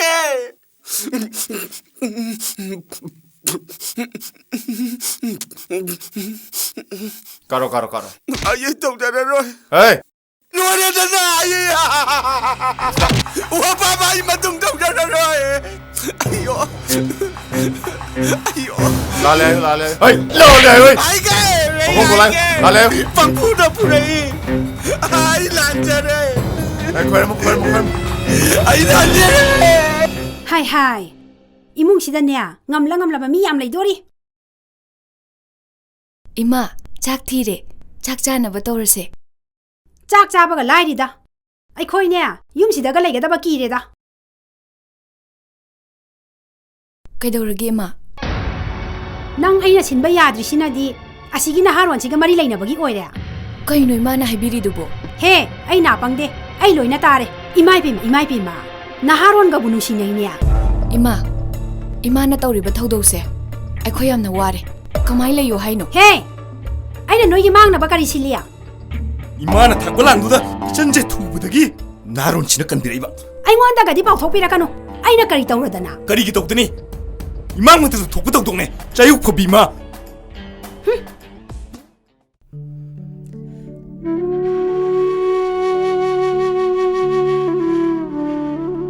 चलो चक्चा थोड़ा चलो आई चारा रोय मागी मरल अमता सोरो मा खक्तगी मरल लोय बया ब्रो इकोई कि सुमांग मल यावरी बने यामने तोंथन लेरे बदिने माने न कुदुम चाब लोकिने चलो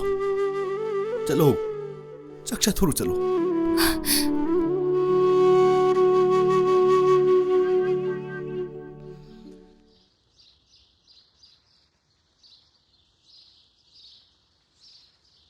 बिमा दादादो लोफम खर लाओ हायो लौ हिदाक जागदब यामी ꯑꯩꯈꯣꯏꯗꯤꯅꯦ ꯃꯇꯦꯡ ꯄꯥꯡꯕꯤꯅꯕ ꯂꯩꯇꯕꯅꯤꯅꯅꯦ ꯑꯇꯥ ꯇꯥꯏꯅꯤ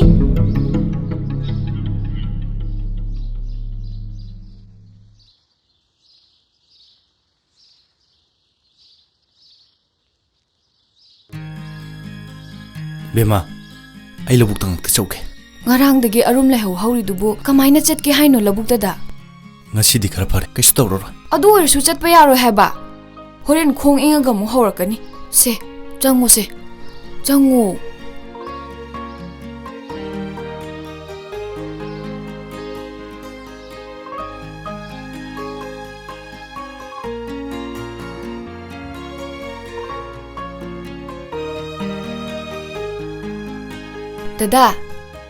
Dadao Chak loire chak jar se lao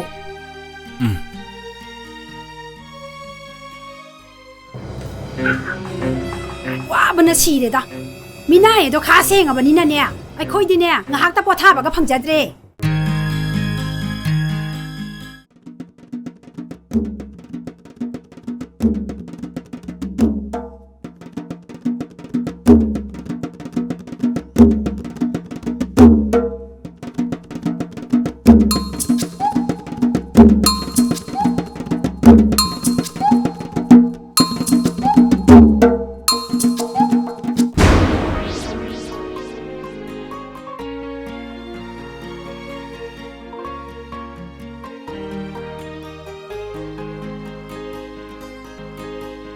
लौफम दंग हाकता लाओ हाइबसु लागदीने माने हिदा लांगथक यानबगी मतेंग खरदो रसु पांगबदी ngसाइने लुइबि यारब हो नुंदिन चलगा चाइबिरुरो मिनाय अखोइदिने मिनायगी थबक खुसुसुसे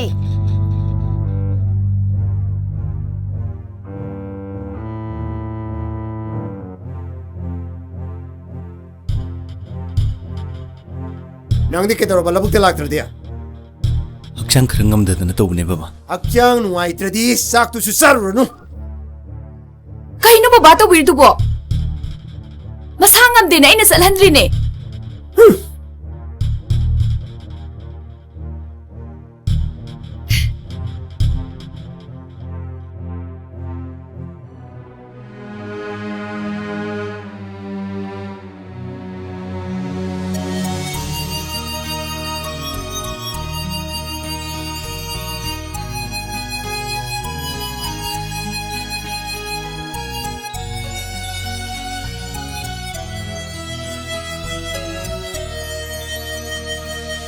Dada, chak charo. ꯑꯩ ꯆꯥꯔꯔꯣꯏ ꯏꯕꯦꯝꯃ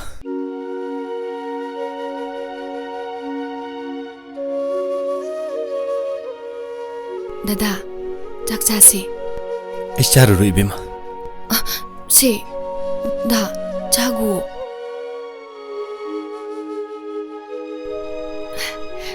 Se. Dada, chak chase. Da. Se, ya ka to. Se.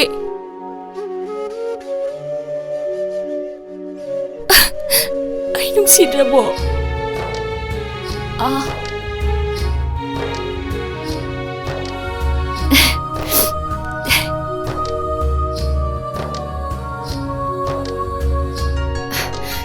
Se. 야래 이뱀 Karga chago. 야래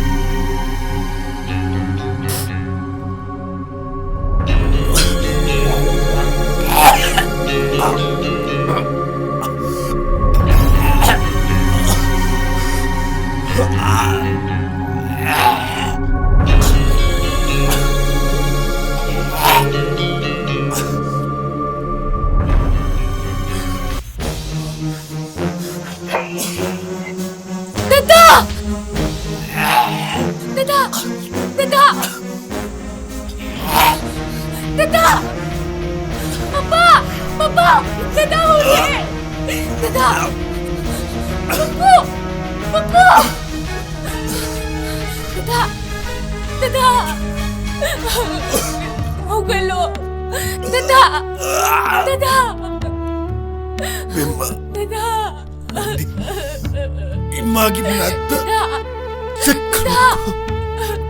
Se. Dada! Dada! Dada! Se! Agalo! Agalo, Dada! Dada! Agalo! Agalo, Dada! 그러긴 해. 속아너! 속아너! 받들어본 너 군생도나 아이게 보면 속배 하러! 속아너! 짜너! 부부가 thôi. Dada! 부부가 thôi. Dada! Cái là tôi. Ôi, cái đồ năng là tao làm gì bộ? Ông bố phải cái gì đồ mà năng là tao làm mà tao chỉ bộ. Hey! 미안하다. 나고 능. 강구라. 구라 안 당해 비고. 당해 비고. 구라. 까리. 강구라. Hey! 나또 이러는 거 후회했잖아. 아이너까지 또 뭔가 먹게 되면 영어. 강구라.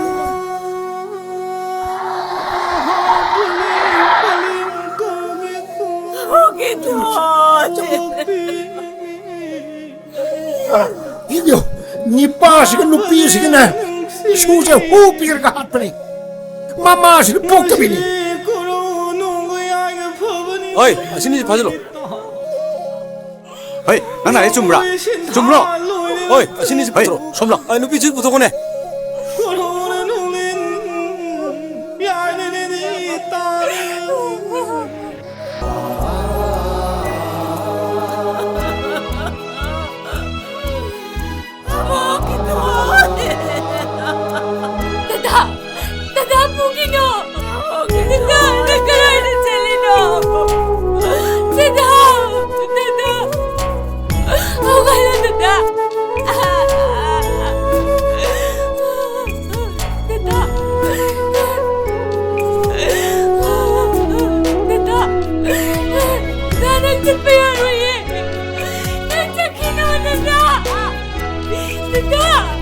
ꯑꯩꯅ ꯍꯌꯦꯡ ꯆꯥꯎꯔꯒ ꯆꯥꯎꯔꯁꯔꯦ ꯐꯥꯔꯒ ꯏꯆꯜꯒꯤ ꯃꯇꯦꯡ ꯄꯥꯡꯒꯅꯤ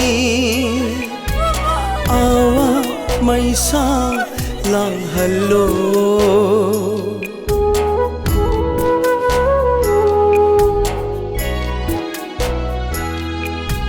ꯑꯩꯅ ꯍꯌꯦꯡ ꯆꯥꯎꯔꯒ ꯆꯥꯎꯔꯁꯔꯦ ꯐꯥꯔꯒ ꯏꯆꯜꯒꯤ ꯃꯇꯦꯡ ꯄꯥꯡꯒꯅꯤ ꯑꯋꯥ ꯃꯩꯁꯥ ꯂꯥꯡꯍꯜꯂꯣ ꯑꯋꯥꯕ ꯃꯩꯁꯥ ꯂꯥꯡꯍꯜꯂꯣ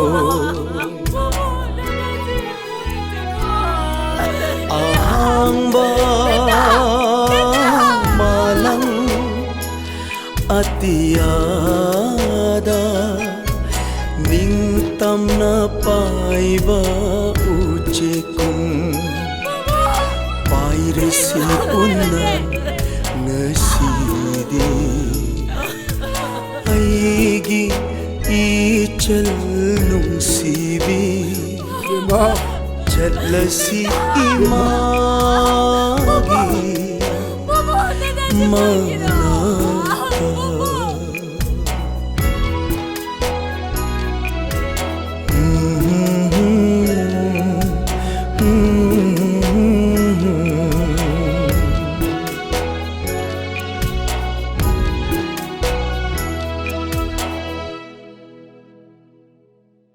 Lore muktoiba maroi di masak udi nabi ngakta ꯉꯥꯡꯗꯁꯨ ꯈꯔ ꯑꯗꯨꯝ ꯐꯣꯏꯗꯠꯂꯣ ꯐꯣꯏꯔꯤꯁꯤꯅꯤ ꯅꯣꯏ ꯅꯣꯡꯇ ꯐꯣꯏꯕ ꯅꯠꯇꯦ ꯄꯥꯕꯨꯡ ꯀꯔꯤꯅꯣ ꯃꯅꯤꯡꯗ ꯋꯥ ꯑꯝꯇ ꯌꯥꯟꯒꯦꯕ ꯅꯃꯥ ꯄꯣꯂꯣꯏꯒꯤꯔꯥ ꯀꯔꯤ ꯈꯣꯟꯗꯥꯅꯣ ꯉꯥꯡꯉꯤꯗꯨꯕꯣ ꯈꯣꯟꯗꯥꯏꯗꯤ ꯀꯩꯅꯣ ꯅꯣꯡꯃꯥꯏꯖꯤꯡ ꯅꯨꯃꯤꯠꯇ ꯋꯥ ꯌꯥꯟ ꯌꯥꯕ꯭ꯔꯣ ꯑꯩ ꯆꯟꯗ꯭ꯔꯣ ꯀꯔꯤꯒꯤ ꯋꯥꯅꯣ ꯃꯃꯥ ꯌꯦꯡꯒꯣꯟ ꯁꯥꯟꯅꯕ ꯄꯩꯌꯥ ꯋꯥ ꯑꯝꯇ ꯌꯥꯟꯒꯦ ꯇꯧꯕꯅꯦ ꯅꯣꯏꯗ ꯍꯧꯔꯤꯗꯨꯗꯤ ꯀꯩꯗꯧꯔꯕ ꯑꯩꯈꯣꯏꯗꯨꯗꯤ ꯂꯣꯏ ꯃꯄꯥꯟ ꯁꯥ ꯂꯣꯏꯔꯦ ꯁꯥꯠꯀꯅꯦꯕ ꯅꯨꯃꯤꯠ ꯊꯥ ꯌꯦꯡꯗꯅ ꯄꯪꯌꯥꯟꯗ ꯌꯥꯜꯂꯝꯃꯤꯅ ꯋꯥꯄꯟꯗꯨ ꯃꯥꯡ ꯇꯥꯕ ꯉꯥꯏꯈꯣꯅꯦ ꯅꯃꯥꯟꯅꯕꯅ ꯀꯗꯥꯏꯗ ꯀꯔꯤ ꯂꯩꯔꯦꯅ ꯅꯤꯡꯒ꯭ꯔꯤ ꯇꯥꯈꯠꯇꯅ ꯍꯣꯠꯅꯔꯤ ꯑꯗꯨꯒ ꯅꯈꯣꯏꯅ ꯅꯣꯡ ꯐꯨꯡ ꯍꯦꯛ ꯉꯥꯟꯕꯗꯒꯤ ꯍꯨꯔꯥꯟ ꯄꯣꯠ ꯊꯤꯕꯒ ꯌꯦꯟ ꯀꯥꯎꯅꯕꯒ ꯍꯣꯏ ꯃꯃꯥꯡ ꯆꯥꯎ ꯍꯣꯏꯒ ꯍꯨꯏ ꯃꯥꯡꯉꯦꯕꯗꯣ ꯅꯣꯏ ꯍꯨꯕ ꯑꯣꯏꯔꯝꯒꯅꯤꯅꯦ ꯇꯥꯎ ꯑꯩ ꯆꯠꯂꯒꯦ ꯑꯩ ꯇꯥꯎ ꯌꯥꯔꯦ ꯑꯩ ꯆꯠꯂꯒꯦ ꯀꯔꯤ ꯋꯥꯉꯥꯡꯅꯣ ꯄꯥꯎꯡ ꯍꯥꯏꯗꯨꯕꯣ ꯀꯔꯤ ꯋꯥꯉꯥꯡꯅꯣ ꯀꯩꯅꯣ ꯊꯝꯂꯣ ꯃꯁꯤꯒꯤ ꯅꯥꯆꯟ ꯃꯥꯟꯕꯁꯤꯒ ꯇꯤꯟꯅ ꯅꯣꯏꯁꯤ ꯅꯪ ꯁꯨꯛꯌꯥ ꯌꯥꯗ꯭ꯔꯦꯅꯦ ꯍꯥ ꯀꯔꯤꯅꯣ ꯃꯤꯉꯣꯟꯗ ꯑꯣꯏꯗꯕ ꯉꯥꯛꯇ ꯉꯥꯡꯉꯤꯗꯨꯕꯣ ꯆꯥꯎꯕꯈꯣꯏ ꯏꯃꯨꯡꯗꯣ ꯇꯥꯔꯒ ꯀꯔꯤ ꯈꯟꯗꯣꯏꯅꯣꯕ ꯑꯋꯣꯏꯕ ꯑꯣꯏꯔꯝꯃꯗꯤ ꯀꯝꯗꯧ ꯇꯥꯕ ꯍꯥ ꯅꯠꯇꯦ ꯃꯥ ꯉꯔꯥꯡ ꯅꯨꯡꯗꯥꯡ ꯊꯦꯡꯅ ꯍꯜꯂꯒ ꯆꯥꯛ ꯆꯥꯗꯕ ꯅꯠꯇ꯭ꯔꯣ ꯍꯨꯏ ꯆꯥꯔꯝꯒꯅꯤ ꯏꯃꯥ ꯑꯩ ꯆꯠꯂꯒꯦ ꯍꯥꯏ ꯉꯥꯏꯈꯣ ꯌꯨꯝ ꯊꯥꯗꯣꯛꯑꯒ ꯆꯠꯀꯦꯗꯅ ꯁꯦꯟ ꯈꯔ ꯄꯤꯈꯣ ꯃꯣꯏ ꯄꯥꯕꯨꯡꯁꯨꯅꯦ ꯃꯤꯒꯤ ꯈꯣꯏꯗꯣꯛ ꯆꯤꯛꯄ ꯋꯥ ꯉꯥꯛꯇ ꯉꯥꯡꯉꯦꯕ ꯍꯌꯦꯡ ꯐꯠꯇ ꯅꯨꯡꯗ ꯊꯣꯛꯑꯗꯤ ꯃꯄꯥ ꯊꯤꯔꯛꯀꯅꯤꯅꯦ ꯑꯩ ꯏꯆꯥ ꯅꯠꯇꯦ ꯍꯥꯏꯔꯒ ꯂꯣꯏꯔꯦ ꯑꯩ ꯆꯠꯂꯦ ꯍꯩ ꯉꯥꯎꯁꯟꯅꯅꯨꯀꯣ ꯏꯆꯥꯁꯦ ꯅꯣꯡꯃꯇ ꯃꯕꯨꯛ ꯄꯦꯟꯅꯕ ꯉꯥꯡꯕꯤꯗꯦꯕ ꯅꯆꯥꯁꯤꯗ ꯑꯩꯅ ꯇꯥꯛꯏꯕ ꯄꯥꯎꯇꯥꯛ ꯃꯌꯥꯝꯁꯤ ꯅꯣꯡꯃꯇ ꯂꯧꯕ꯭ꯔꯣ ꯀꯥꯟꯗꯦ ꯃꯧ ꯑꯃ ꯊꯤꯕꯤꯕ ꯇꯥꯔꯦ ꯅꯆꯥ ꯅꯨꯄꯥ ꯏꯔꯣꯏ ꯃꯥꯟꯕꯁꯤꯗ ꯀꯅꯥꯒꯤ ꯃꯆꯥ ꯅꯤꯉꯣꯟ ꯊꯥꯖꯔꯛꯀꯗꯧꯔꯤꯕ ꯑꯌꯣ 이로이 말로서네 사나마뜸네 사나마뜸 강해다나. 에이 낭기 나자노빠 사나마뜸 제 라이뜸 몰린 헤이 베마. 마시누 빠지디.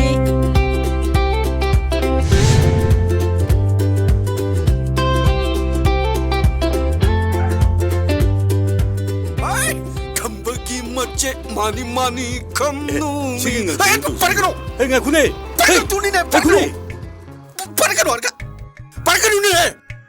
이저 빠르가노 할까? 빠르가노네. 이저. 에이, 더. 난 이놈이더라. 더. 아시고 낭나 혹시 콜레지에 보러고 사이가 노나더라. 마네. Sedang diam hai nubu sina rong reda. Sina ne. Nanti nang bawa angkia surke. Ini jauh. Kaino. Fit kalai te. Ay bakang ni kaino. Nanti nang pakang wari bro hujipo hai jibo. Oi ringo.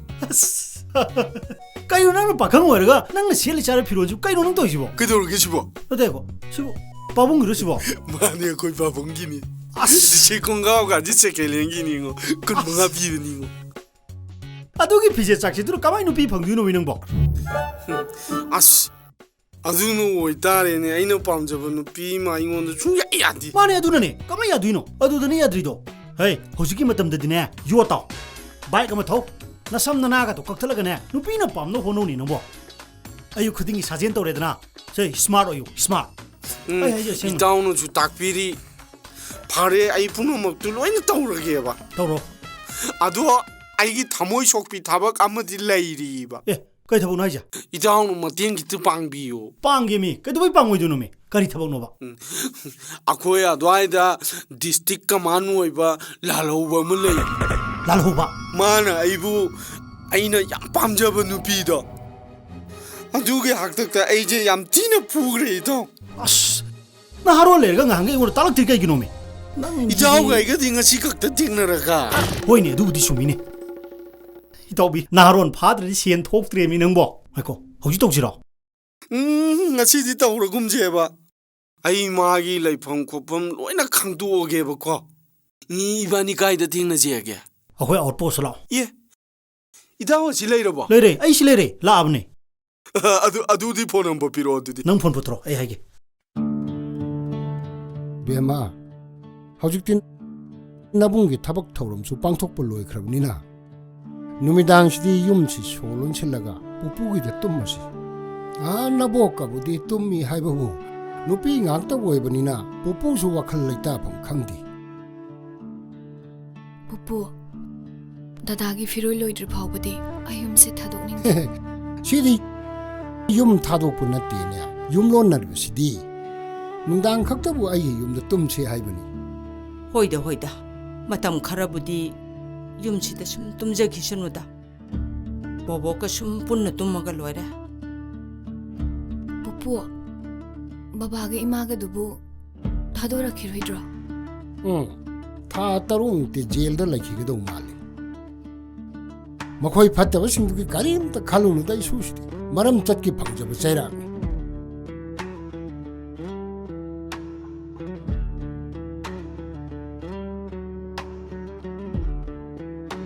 ꯕꯣꯕꯣ ꯈꯨꯔꯥꯝꯆꯥ ꯃꯩꯅꯣꯒꯤ ꯉꯥꯔꯤ ꯃꯈꯣꯡ ꯑꯝꯇ ꯈꯪꯗ꯭ꯔꯕꯣ ꯈꯪꯗ꯭ꯔꯦ ꯏꯕꯦꯝꯃ ꯅꯪꯒꯤ ꯇꯥꯃꯣꯁꯤꯅꯁꯨꯅꯦ ꯄꯥꯎ ꯂꯧꯕ ꯌꯥꯕ ꯂꯧꯔꯕꯅꯤ ꯑꯗꯨꯕꯨ ꯍꯧꯖꯤꯛ ꯐꯥꯎꯕ ꯃꯐꯝ ꯈꯪꯗ꯭ꯔꯤꯁꯤꯅꯤ ꯏꯆꯥꯗꯨꯒꯤ ꯈꯟꯕꯗ ꯕꯣꯕꯣꯛꯁꯨ ꯂꯩꯃꯜ ꯑꯣꯏꯔꯕꯅꯤ ꯂꯥꯛꯈꯤꯅꯤ ꯁꯨꯅꯤꯡꯗꯕ ꯃꯤꯅꯤꯅꯅꯦ ꯅꯣꯡꯃ ꯁꯣꯏꯗꯅ ꯌꯨꯝꯗ ꯍꯜꯂꯛꯈꯤꯅꯤꯀꯣ ꯀꯔꯤꯝꯇ ꯈꯜꯂꯨꯅꯨ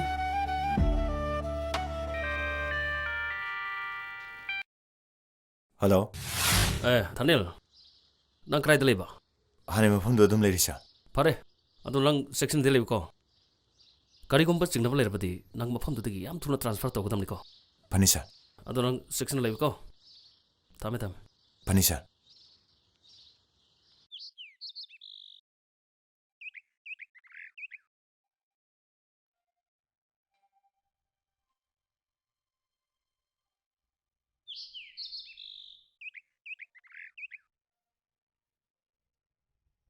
이마가 바봉은 너는 그리 하리바. ꯃꯈꯣꯏꯗ ꯂꯩꯔꯁꯦ ꯍꯥꯏꯕ. 나랑 놈이 난 가나기በ네. 너는 네 그리 하기바. ꯑꯩ ꯃꯇꯝ ꯈꯔꯗꯤ ꯌꯨꯝꯁꯤꯗ ꯂꯩꯈꯤꯒꯦꯅ ꯍꯥꯏꯈ꯭ꯔꯦ. ꯑꯩꯗꯤ ꯑꯍꯜꯁꯤꯡꯒꯤ ꯃꯅꯥꯛꯇ ꯂꯩꯕꯅ ꯐꯩꯌꯦꯅ ꯈꯜꯂꯤ. ꯑꯩ ꯂꯩꯕꯁꯤꯗ ꯅꯪ ꯅꯨꯡꯉꯥꯏꯇ꯭ꯔꯕꯣ? ꯅꯪꯅ ꯅꯨꯡꯉꯥꯏꯇ꯭ꯔꯒꯅ ꯑꯩ ꯑꯇꯣꯞꯄ ꯃꯐꯝ ꯑꯃꯗ ꯍꯣꯡꯗꯣꯛꯈ꯭ꯔꯒꯦ. ꯑꯗꯨꯝꯅ ꯈꯟꯕꯤꯒꯅꯨ ꯇꯥꯃꯣ. ꯇꯥꯃꯣ ꯂꯩꯕꯒꯤ ꯑꯩ ꯋꯥꯈꯜ ꯆꯥꯎꯊꯣꯛꯆꯔꯤꯕꯅꯤ. ꯑꯗꯣ ꯇꯥꯃꯣ ꯍꯟꯗꯛ ꯃꯔꯛꯁꯦ ꯀꯃꯥꯟꯗꯣ ꯌꯥꯝ ꯇꯣꯏꯅ ꯂꯥꯛꯑꯦ. ꯌꯥꯔꯒꯗꯤ ꯃꯄꯥꯟ ꯊꯣꯛꯄꯤꯒꯅꯨ. ꯑꯩꯁꯨ ꯇꯥꯔꯦ. ꯑꯗꯣ ꯑꯍꯜꯁꯤꯡꯒ ꯄꯨꯟꯅ ꯂꯩꯅꯕ ꯍꯣꯠꯅꯁꯤ.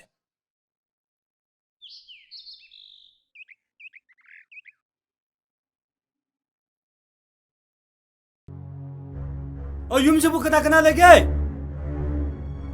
ꯃꯤ ꯂꯩꯕ꯭ꯔꯣ? ꯉꯁꯤꯁꯦ ꯄꯤꯔꯛꯑꯗꯤ ꯐꯅꯤꯗ. 이봉원 그리 하게. ꯄꯥꯕꯨꯡꯗꯤ? 사토크네 레이티냐. ꯀꯔꯤ ꯍꯥꯏꯝꯒꯦ ꯄꯥꯕꯨꯡꯅ? ꯁꯦꯟꯐꯝꯗꯣ ꯌꯥꯝꯕꯅꯤꯅ ꯄꯤꯕ ꯉꯝꯃꯣꯏ ꯍꯥꯏꯔꯝꯃꯤ. ꯑꯗꯨꯗꯤ ꯏꯃꯥꯈꯣꯏ ꯁꯤꯔꯁꯨ ꯌꯥꯗꯦ ꯁꯤꯅꯤꯅꯦ. ꯀꯔꯤ ꯋꯥꯅꯣꯗ ꯏꯕꯨꯡ ꯑꯗꯨꯁꯨ ꯍꯦꯟꯃꯜꯂꯤꯗ. ꯂꯪꯁꯤꯜꯂꯛꯑꯣ ꯍꯥꯏꯕꯗꯣ. ꯍꯛꯆꯥꯡꯗꯣ ꯃꯆꯦꯠ ꯐꯂꯥꯡꯁꯤꯅ ꯅꯞꯀꯦ ꯍꯥꯏꯕꯗꯣ. ꯅꯞꯀꯦ ꯍꯥꯏꯕ꯭ꯔꯣ ꯏꯃꯥ? ꯁꯤꯕꯁꯤ ꯌꯥꯝ ꯀꯤꯗꯕ ꯋꯥꯅꯤꯅꯦ. ꯀꯌꯥꯅ ꯁꯣꯝꯅ ꯌꯨꯝꯁꯤꯗ ꯗꯤꯃꯥꯟ ꯇꯧꯕꯤꯔꯤꯁꯦ? 난 비게 해봐. 당하이 파드디 비브다버니.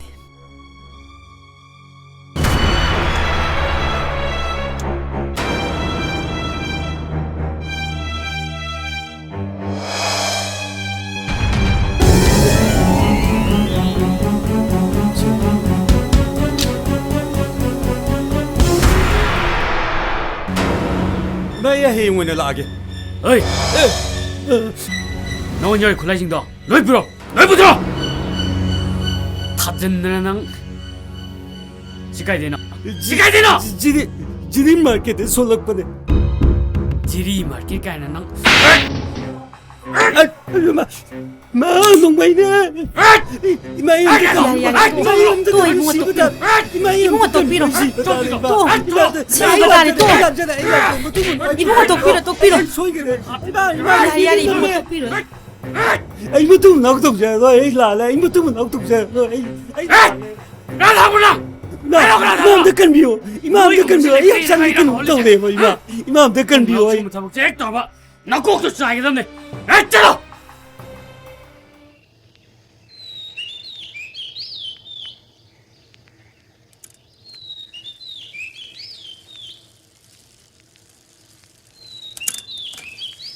Sian.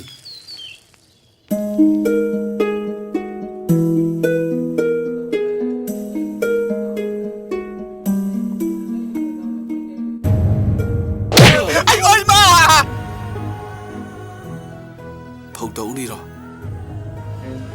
Ai gì phi bấm không bớt xịt à. Nang ngâu rồi. Ai lấy đến. Ai ngâu xa gì bông bê lấy đến tụi thì ta chẳng Kasidi nang ibu nungshibagi wahi amatati hairamudana ta leire ai bu na chanmak ne khanbiu ai ngonda yet pa bibiganu ai ijan ni khananaba kan honabane thamoi sinadi sukya yate ijan hayeng muki mapoktadi 아이기 셀로이는 보민나라지. 한dag 마폭심어디 이바니 레민나라시다. 아이기 피범 따라이레네 해나 강비리 나트로. 아이 하우지 아두기 와칼 레이테. ngai khoi chen. Nangi awabana tawdu yeng mangam da. Aina nangbu yomda. Numaina thamgi khalise. Yaraga dinga simak chelase. Ha? ai nangbudi fara roida. As hamuki kufududa se mehunje pharaktam khappa yauri ai thabak yam lewe chatlage chan as nangi thabak dagine chini he luri bani chan ngachinduna numsi mukta hairamo nangne hek yabaga koi ga se loi kokthak ke se furika ji yengu tu sekelena amatan nutrabani khongau jin ga ji yengu tu nangai gale minna racheba ado akoi de leiradi nuaina leini he nang yum pan ba haibese nupa nupi nungsinaraga leimina gadabani khange dana ye ado nungsinabune aina nga saidi nonda ta ije hando ase ye ije oi maro na sabda na yum pan ge khanu hai na fun chido ngantana lukra ojini is ya dene fana kan takpani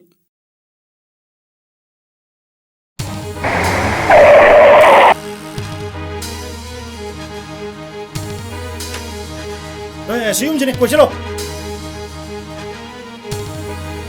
ai yum jina này ha ai yum jina này ke ai kana này ke ni ne ai thoro ne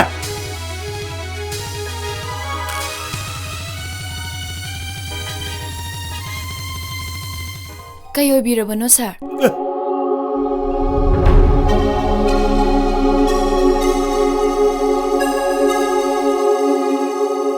ai di hanubi ka thoraga ibunga kari haido ina ga hangdo malu re duga sidi romantic sini hai singya dagi thamaga li thorak padu maliko hey nang lei chalai ja ha aw mane 돌아 왕게. 지금 들어오네.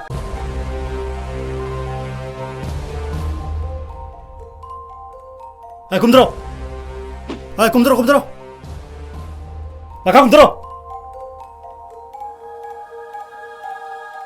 Kari haibidoino, sir?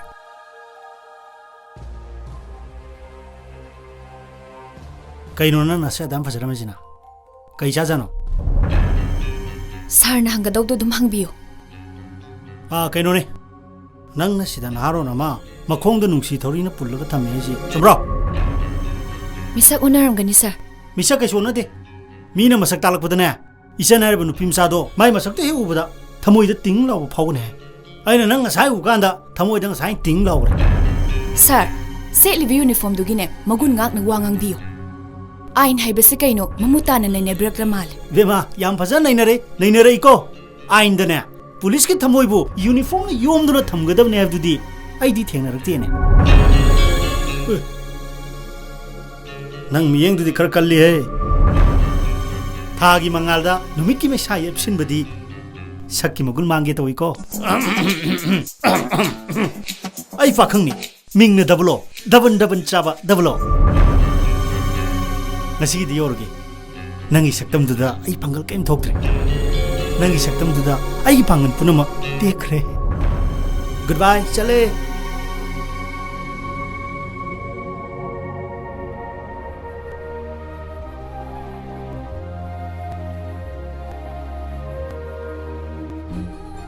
Bubo.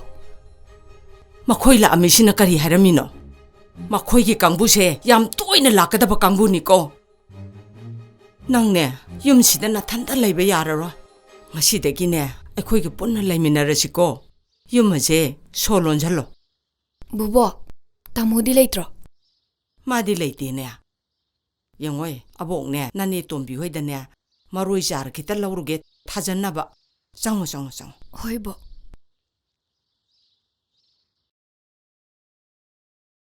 Hey Bema. Pupu. Yangoi. Nang tamo se thaba athu bom chakane ye. Chak tu mai han thirak pija thokro. Hey bunga, la. Chango. Se. Phanji du phamuse.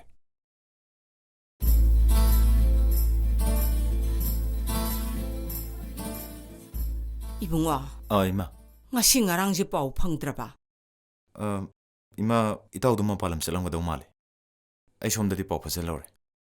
Ma Manipur da lerang gadaw mante. Nang pabung sinane ti nang ang bandana ne.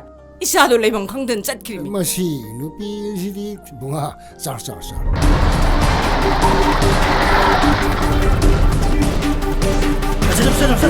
Hey.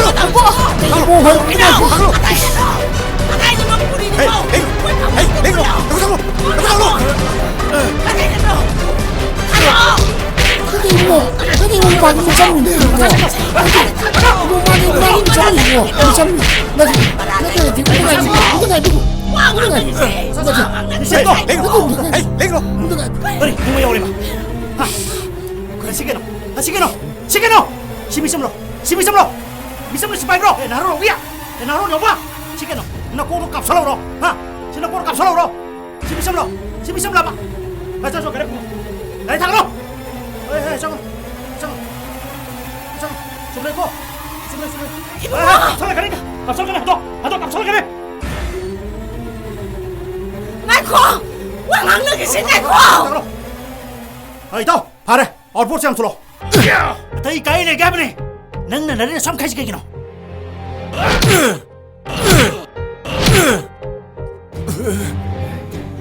अतई कहीं ले, नंग नरे सब खाई गई किनो। Ito, moi naron yaw na sani. Marin yam kaba ni moi. Taugal do ay mukta hoge dana. Ay moi ko mumlo kologe. Pachal pudaram.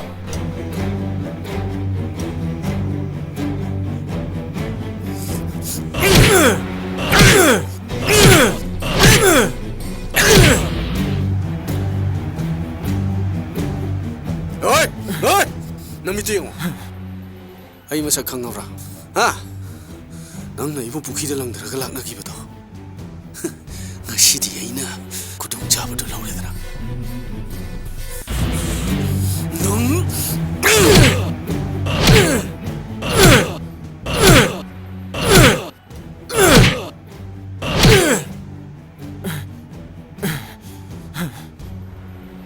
어이, 농크로. 능 영간 기분 나더라. 능 부하 두어가 보라다 아프가 뚜렌들랑 투로.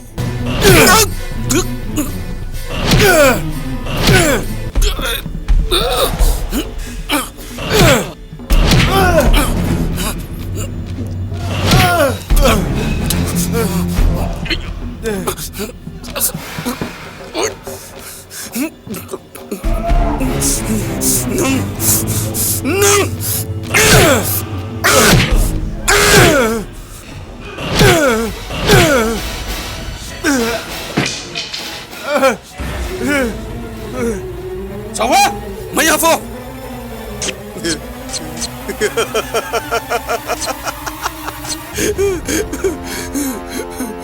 능 나린텐 가봐 마이리가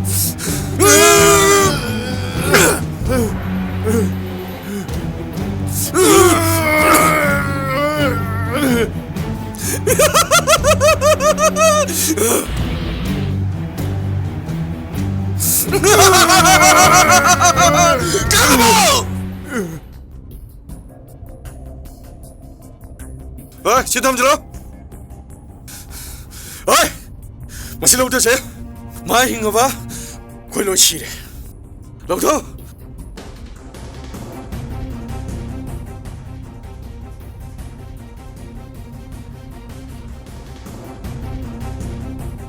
어이, 더리드는 분절로. 마세, 아더 부토가 하토게 두가 보라다 하프가 두렌들랑 되게.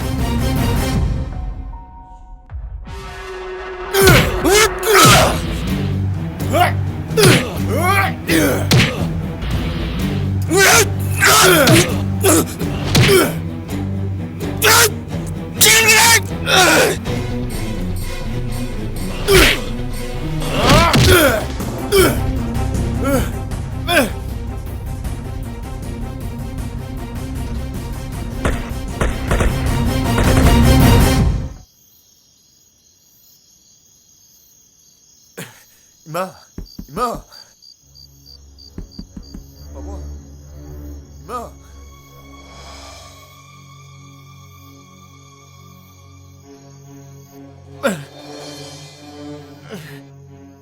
뭐가? 난데 그런 말도 난 도래. 다모니네. 자식들 노래던 시티. 이봉아. 낭게 가만히 떠오래 이봐. 아이 난 도와줄래버니 마. 자지, 통나 티나 수에다. 나티 샤프까지 하는 번호. 나티 자크당 자고드나. 자로이 바보. 아이 쿠이는 번더야 돼. 쿠나ям 콩리오이. 마두음 떨로키기 바보. 잘로 랑도. 아이 아마 미용네.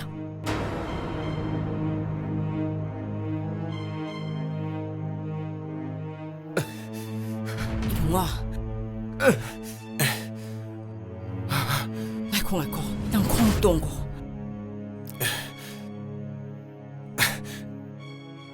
샤우 뭐 코이는 그냥 틀는 올라 보기네. 그러올리 바보. 빨리. 가시동도 보고 있고. 시동도 보세.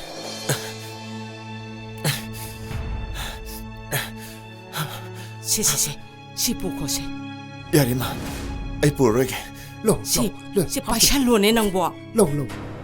합sul. 이마. 이철리 뚱그라봐. 뚱그래. 홍도 오겠고. 호도는 이마. tumjarasano. Ayun alaga na. Ima na wari do kasabiro. Papa. Ima ke papung ko gilamal si. Nachana po sige sing mga maray. Nati. Jalasu. Magi ang mamating pangkini kraibyo. Papa. Ma. Nachachachalo. ꯌꯥꯏꯐꯨ ꯍꯣꯏꯌꯨꯀꯣ ꯅꯪ ꯇꯦꯛꯇ ꯀꯥꯏꯗꯅ ꯇꯦꯛꯇ ꯀꯥꯏꯗꯅ ꯌꯧꯔꯣꯀꯣ ꯏꯕꯨꯡꯉꯣ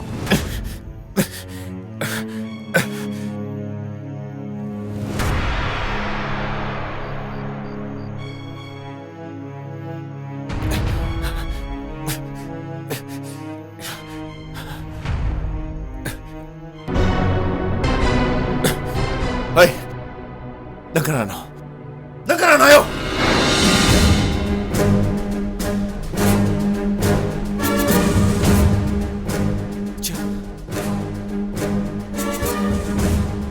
Nandis ka, di ba? Tamo, ay sa tamo gitong injeraagi. Kayo na ito. Nang kalito lali. Lo, kumsang lo. Ay changaroy, ay nakanagi na ba? Karamba manglandi hingo ni tamo. Wakalo na Richard. Ay di pun silan punda. Ima lebak sige damagta. Tawai sina punta piragi kanduna chong thok lawalan mine. Lo, yumsang lo. Lo. Tamo, hingbagi mahaw yaudra punsi se. Ay su ima lebaki damag namang thana. Tawai na punta piba nga boy sake. Ay su natung injerake tamo.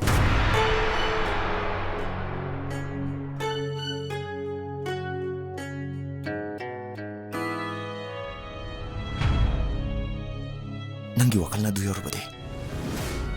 Lo, just lo.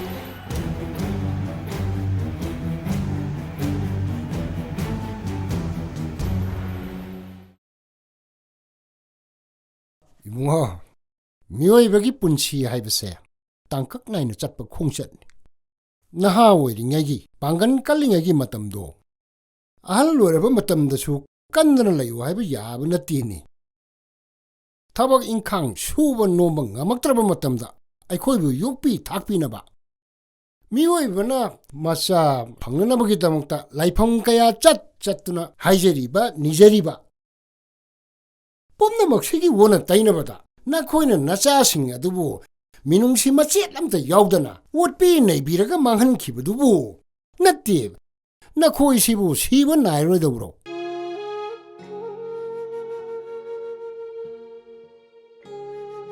구라 코이 인돔 자하기 마팜다 나사이 코이 얌란자 그래 ngakpifam thoktraba akhoi iralse amukta ngakpiyo Indon namobu ta ngakpiyo yare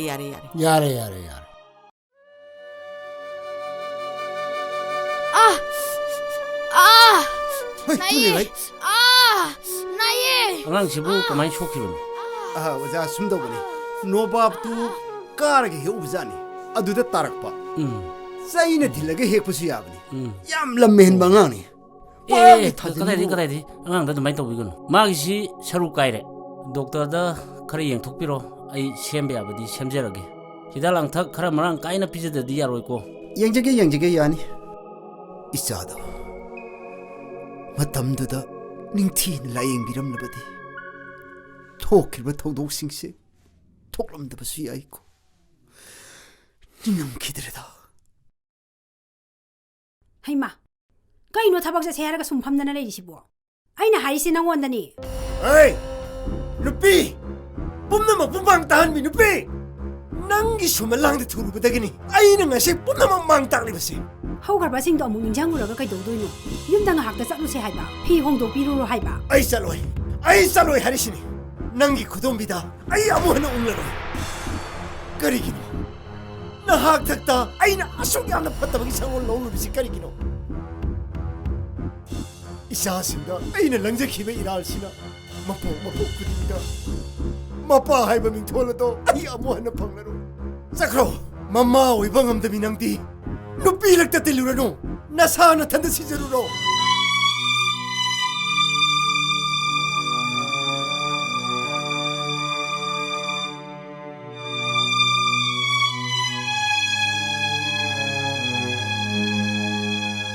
ai lấy chẳng ngô hệt ta ê lỗ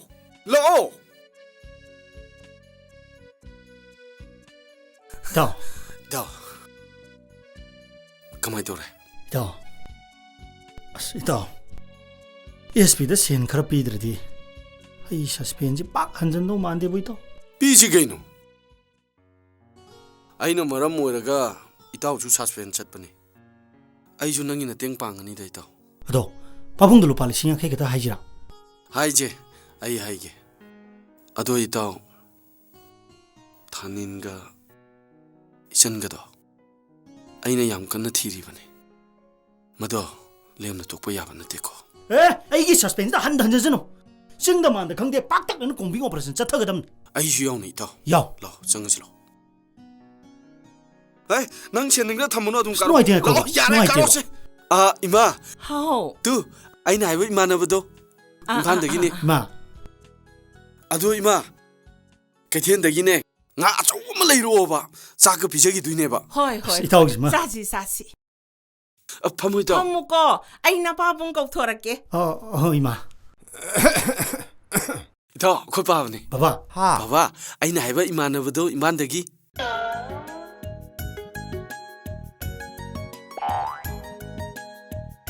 낭디야 나삭 파저해 나빠 파저런 거니 아 파무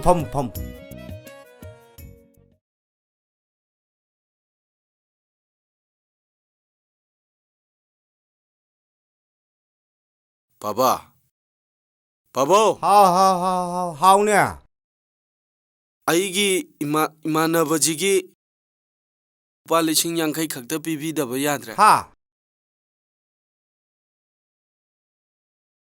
ꯀꯔꯤꯒꯤ ꯁꯦꯟꯅꯣ ꯅꯪꯗꯤ 바바 이시 타박 서스펜드 레이바 아두이 한진나나버니 이붕어디 그리 타박 따위 바바 가만도 시웨니 레이자버니 예 아두디 너는 서스펜 잘리시 드럭 부르버기라 아스카리 왕노 강디에 아이 페퍼다 파우시싱데 또이네 야오버기 항번이네 아두금바 미나티에 이다우제 미나 하론가 머리 레이너버 케이스 아마기니 하이라가 예 아두디 낭디 말레 터피루버기라 너티다 바바 나로는 파르난 도키베니 그리야누 강디 아두디는 사나군바 가리군바디 야오락프로 바바 이따오기지 포차이 탐답이다 아무튼 비그러 제바 아이 포차이 탐드라디 아이기디 따리엣니냐 아스 가라는 묵동라누 망아도 아둠 뭐라 아와빠두디 능 푸긋게 하브라 아이 푸긋비게 두이디 가이디 아 나치에데 슐로버니나 나시는 따라가 농아이로에 하이바 아 시엔도 기다 비비라 오바 까리기 셴노 이살라 이시디 싹 비자기도이니 ngam ta leiruge tawbani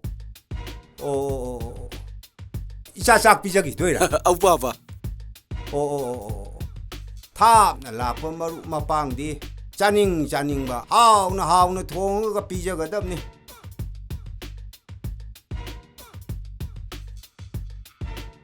세 karigino lupani pusibo 아이 무강아 아티포도 버와더니 푸비브니네 콩두릉 거 통보 하우 그런 뻔이네 이부모부 짜닝드네 아우 샤닝이 바바 또 이샤는 짜닝이 하시디 세 이타 장지로 짱아이 보이는 와리와 따이 ngak tawro 어렌 잘람다이 좀 일러브로고 아이 셴네 karino mi arapa imphanda gi laga kamaina nga khate ko thonga pijadoino 아이 아빵비야 마시 파는 따이 싱디네 미 통을 해야 되는부 눈티기 미 통을 하디 눈티기 nga 통샤 다리브로 세 아이 모록도 카르사 할로 임판 마사디 모록 아삽 자 하이답니 마북도 짜할라가 타고 마뚱 마나우 짝 짜람다이다 락다나바 kari wanu ngangidubo mi angang sina taraga kari khankidoino 세 바로세 루파니 푸지 ni phodu na yaro ye sangwa piro o 하 정화 야 레이티 ho ngati ngano khara sabiyo phibhamdo nga sep akangba manjale 오 뿔라우비 만비 아이디 노이닝디 낭가 좀 노요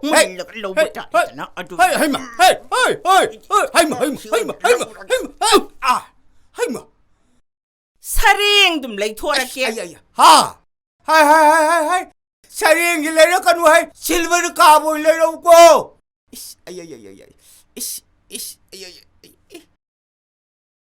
시엔이 로인 부그래네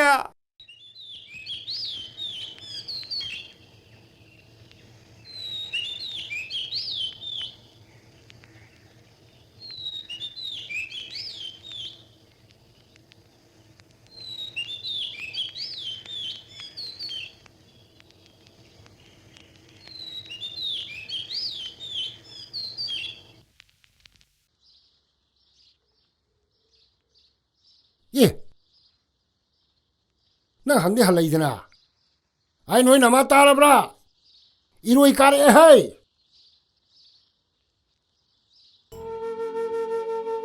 imagi bunga sale edana ngai ko ima mai woke ko ngai ko ati nang chakani chakrabdi kado bai yum da halai noi ba ha kado bai halai mo pai khe tong to pibiro wa isa se mai woke trai na cha sakta as kari lai iner kane na mai woke har no wo no aswa ko ido khitok piro ba ang to pibiro se cha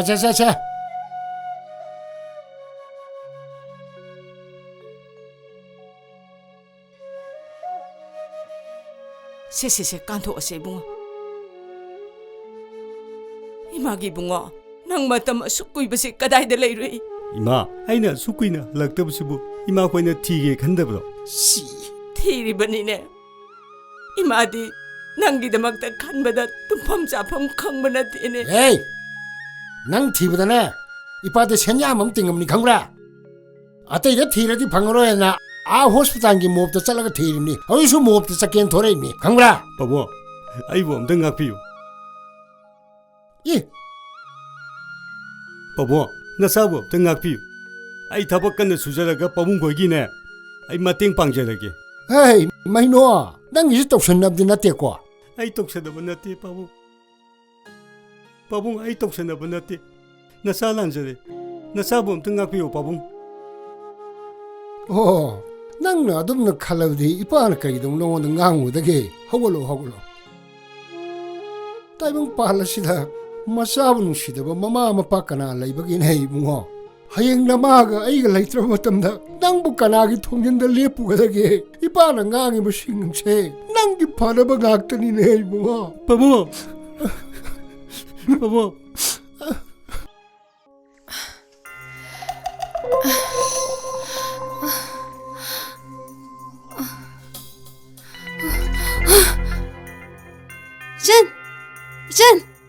이젠 아ኳ 미가 울었잖아.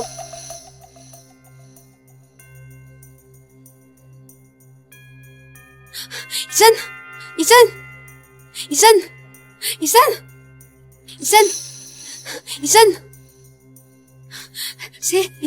nang buta ba mi? Sian, satu. Sian.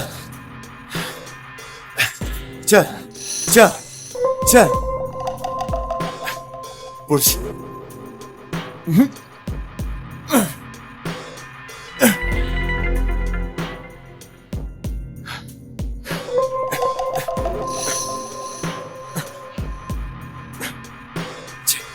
가자도. Hey, kaidobu yaure? Khangdre dai bema. Laibak ki nongdam haibaduni. Wakhanse nungai phang khangde. Isagi bu khangadra, nakhoi gi bu khangadra. Nang khura sune laimal loirbani. Isu dombi kau dan kapiba. Indoloi da leram banu pa masadudi. Kadai da kini haige. Makhoi di aseng balai pham takte dai bema. Adubo thanin haibanu pa masadudi yam phai. Magi matung ilamabati ne isudo thoina nungsa thiningai leiti. Aina pulap chatkase haibada isa singduna yaramlabati. Makhoi amatta manglam loi ko indon. Aigi punsisibu hinglubagi kari kana khigani indon. Adumna khanba yaba nati koi bema. Isudo nungu natraga nungu di soidan halakhiga. Magi damaktane nang hingdaba yadani ko.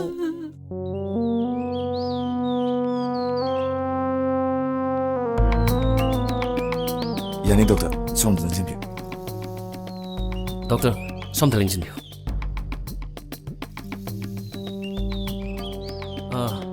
Doktor, magi laimsibu. माइसी heart की problem ओइगद्रा हाइन खाली मतम खरसो कुइरबा माले अदो आई हिदाक दी इजरमनी ibiri betakshira magi sibu kerto buti ngambidra आइने इजरि हिदाक सिंगसिदी मागे nga hak pothana bani आदा पुरगा फजन अमतंग यंगतोक्सी अदो आई वाफम अमदि थमजनिंगी वरुबिगदरा हेक्ता हाइबियो डॉक्टर कैसे कहते मागी लेना सिगा लेरिबे सिचुएशन सिगा खितंग चानरोइद्रा हाइन खली यारगदी युमदो पोतान फगदरा हाइन खली होय आई भाप ताजरे डॉक्टर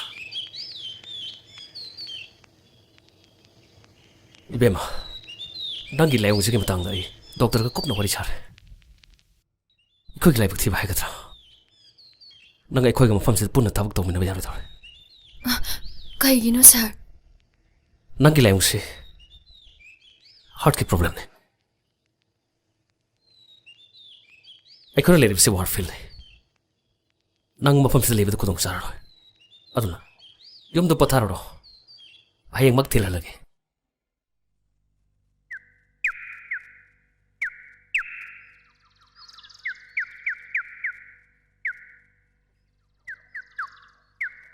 युमदा हल्लगा आइदी कनागी नाकता लेरुगनी आइगी इफमददी मफमसे आइगी युमने खले सर आई मफमसिदगी थादोगा चलहनबिगनो सर अदो नंगी मरीमता हाइबमदि लेबिन तोइदना अदुदा मुनंगी चंगजे फमलौरो आइखोइदी सेफ्टी ओइगदा मफमसि होंग होंगदना चटकदबनिना नंग अखोगी तुंग इनबा ngамोइनि बेमा नंग हायंग मक चतबे यारोय मसे अखोगी अरोय पोहारेने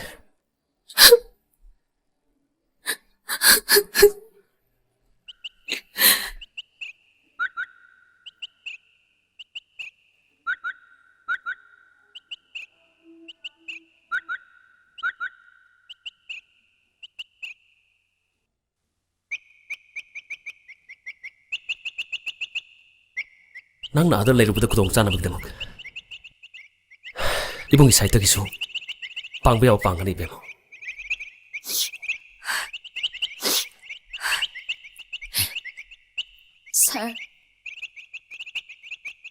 सर नना चलबु तसिंगनमक नुंसिपिरबदी ngasi निंगोल सिंगी ख्वाइदगी चावरबा निंगोल चाकौबा नुमितनि नुमित असिगा मरि लेनना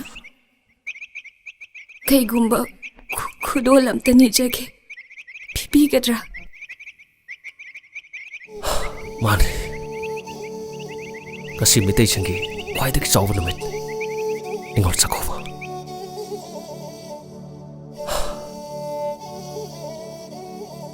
कुइरेदा फंकिदबा सही कुनमुख हौजनखरे ngasiगी नुमितसिदनि नुंसिरबि इसे सिंगना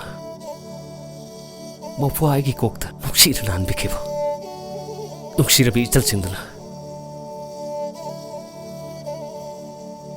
मबुंग एंगोंदा खुरमजदना अइना अंगंबा खुदोल खरा पीबदा मखोइना कयादा हराउजबा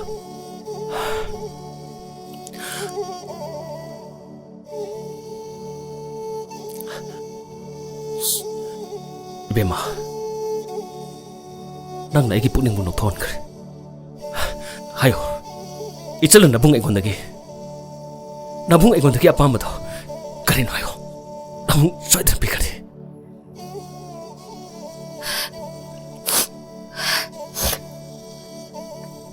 सर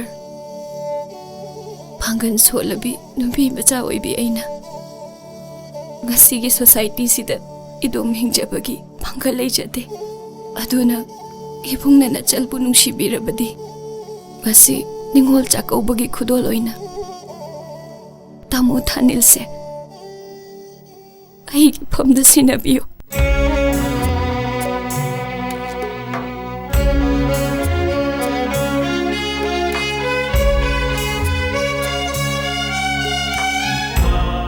तोबा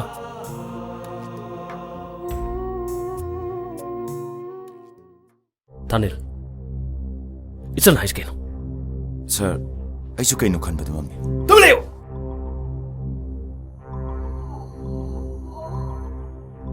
नंगी इंगित जाउदना मानो वाहिदु हाइबंग मगी पांगलेगद्रा नाबानी हानदगी नुक्सिनदारै नत्रा सर आई मंगोंदा दुगुम बारान बा वखल खनबम तलेजिते मदु नंगी लेथोक the वाहिनिदरा nakhoi ni gi achet mari lendra mana nangi tung ilkadra Sir, mana igi tungina na bona bada.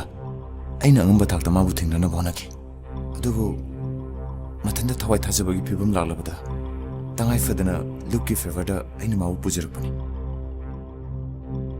adu de hayo mana ifamda gi nirik pasaksi ai pigadra piradra Matu pibam tokte sir. ai de monda figai dokre kamai to Sir, isagi ojabu kya tumoi naramaga. Imaleba ki damakta punsi ka thulagi khallaba igi phamda. Aduk jaw polam thagat pigano sir. adu arbade ekhoi gi lambi da khuruk thangdana bagi dabak nangi da khotpak da mabu ngasimak loisan ka dabale si payo thane payo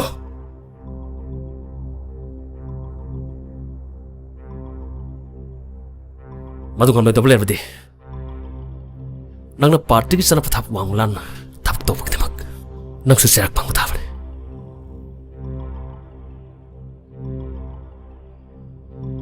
Imai pa mathung maram khangdana. Mingondagi chakni phiniduna chawrakpa aina.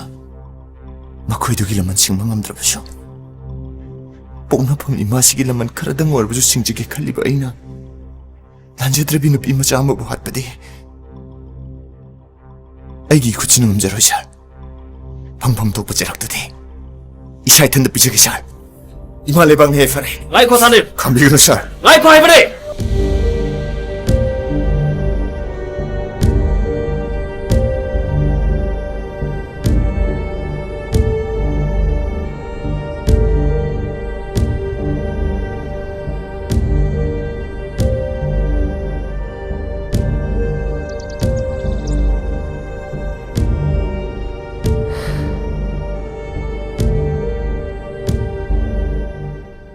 Thanel.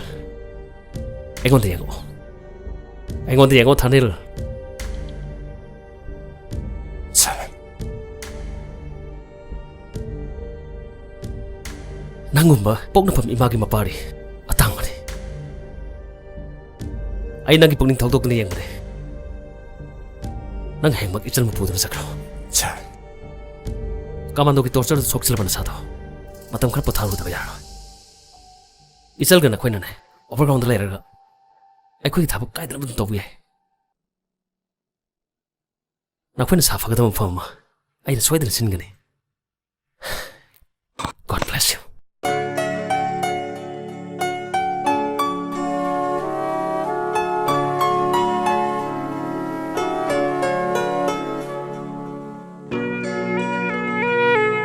Sarab kalin gilai tanggai merta Sarab kalin gilai tanggai merta lai satang jabi akhang kan bilai baklai khang hauda na churat pa num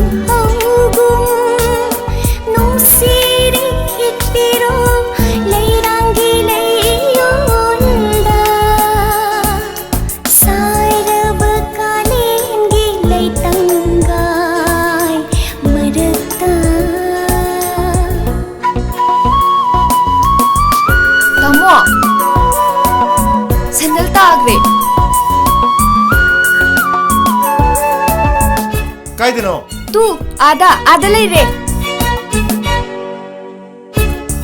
Nang de jigeno. Akoi jato yada ne. Asidam gumale. Nang na do jigay no haibane. Kujibu osin na lebi matam lo. Daslo. Sige angan ba nung si say hausu konjil di thok tana sakmin na kibanay kamoida sige angan ba nung si say hausu konjil di thok tana sakmin na kibanay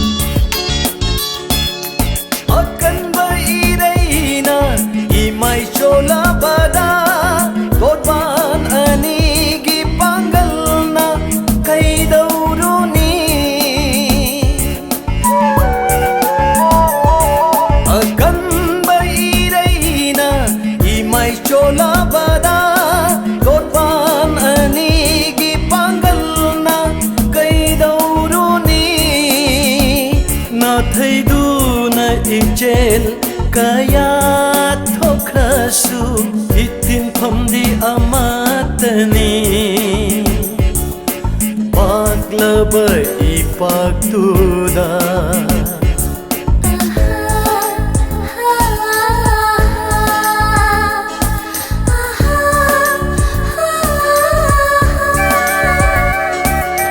ꯇꯥꯏꯕꯪ ꯁꯤꯟꯊꯥ ꯑꯋꯥ ꯅꯨꯡꯉꯥꯏꯒꯤ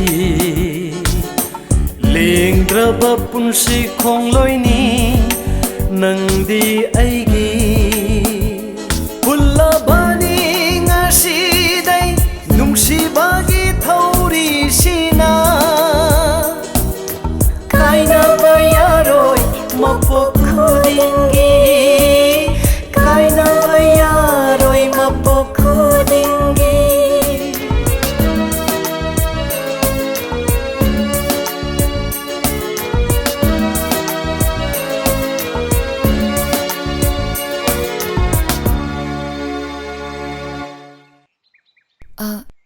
Tamo, ai wam taga haizageba.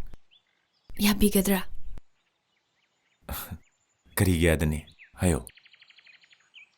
Hayengze mera wayung banumit ne. Akoy sidasu amta yungjiba. Akoy dadana yam pamjaramba ne. Dadado ngarang mangda uramme. Magi mapamda simatang di kachaningi. 용지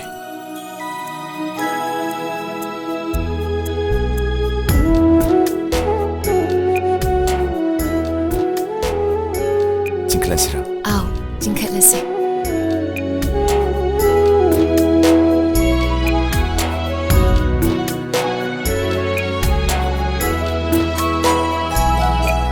ahangba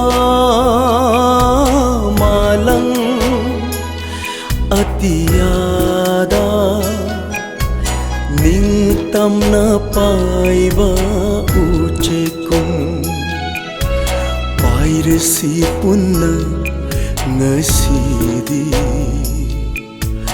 aigi ichal nungsibi chatlasi imagi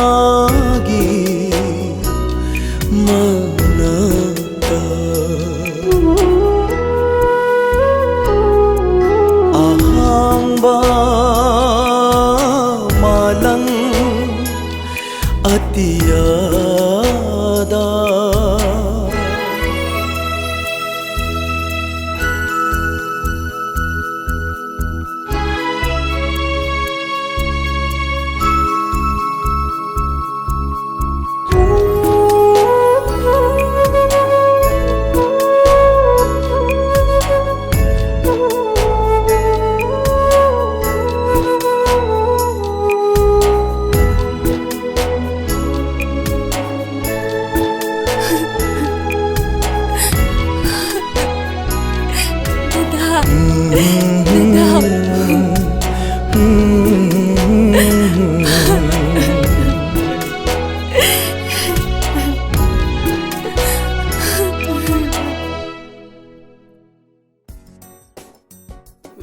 Kanam leitini. Mile drosiba.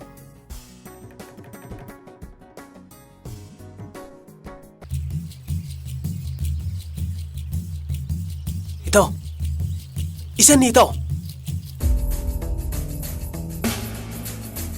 Oh. Mauwera ba.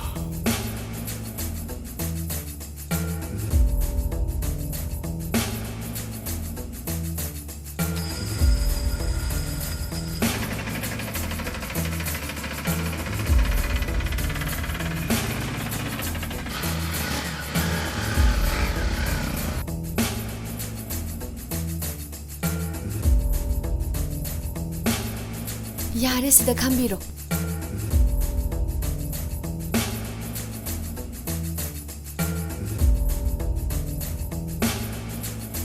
Se.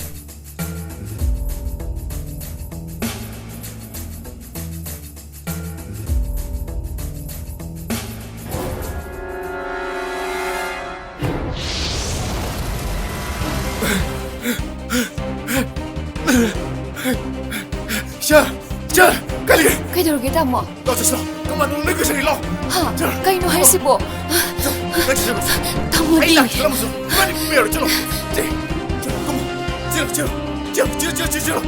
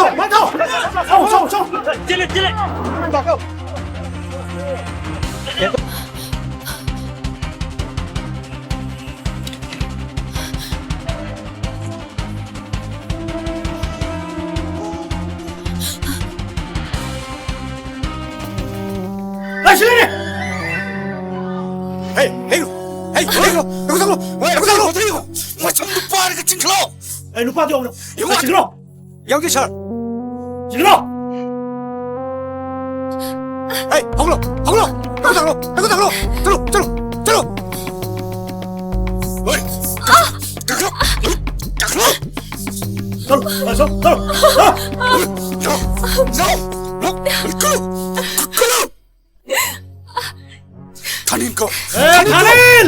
Nangai kau ni serang tahu. Nak terpati nangi nupi saya. Kap thori. Aina masih manga tiga ni. Tiri masih manga semua ki manungda. Nangai kau ni serang tahu mana beri. Nang thorak terpati nangi nupi saya. Kap thori. Ama. Ani.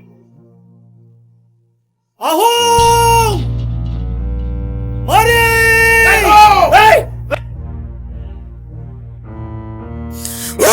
능 공부만 못하고 랭. 나무, 낭자크로, 나무, 나무.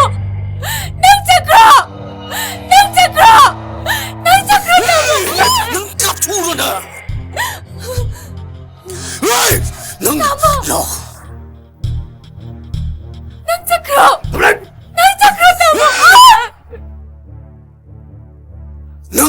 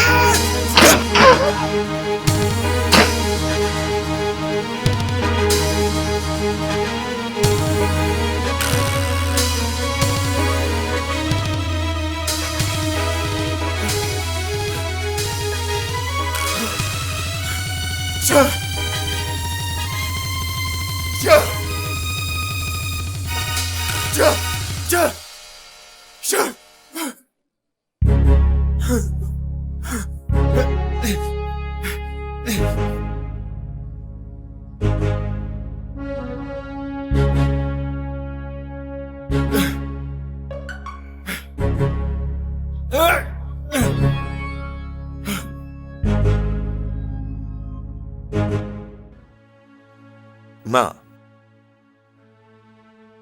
이붕어 까나. Ini ma. 하나 다닐라 우다 꾸이레다 자디야. 아이시다 아나바 마항발락거니. 낭디 시다 감동나. Mai. Ichal chokna pukhalak bane. 하. 하이 까이도부도 소이논 해. Bhom na pan bane ma. 까이논에 하이시보. 까돔다 라이리노 라오네. 라오. 비모. 보보. 이소게 암틴 소게네. 제 까꾸노. 보보라 시디. 이슈는 자키바 누미다기디. 보보가 보보가디. 사부tumba matayadi. Tosi. Dr. Lama ba? ꯃꯥꯒꯤ ꯀꯥꯗ ꯆꯪꯉꯣ ꯍꯥꯏꯔꯝꯕꯅꯤ ꯃꯥ ꯑꯩ doctor ꯃꯅꯥꯛꯇ ꯑꯝꯇ ꯆꯪꯉꯨꯈꯤꯒꯦ ꯆꯠꯂꯣ ꯆꯠꯂꯣ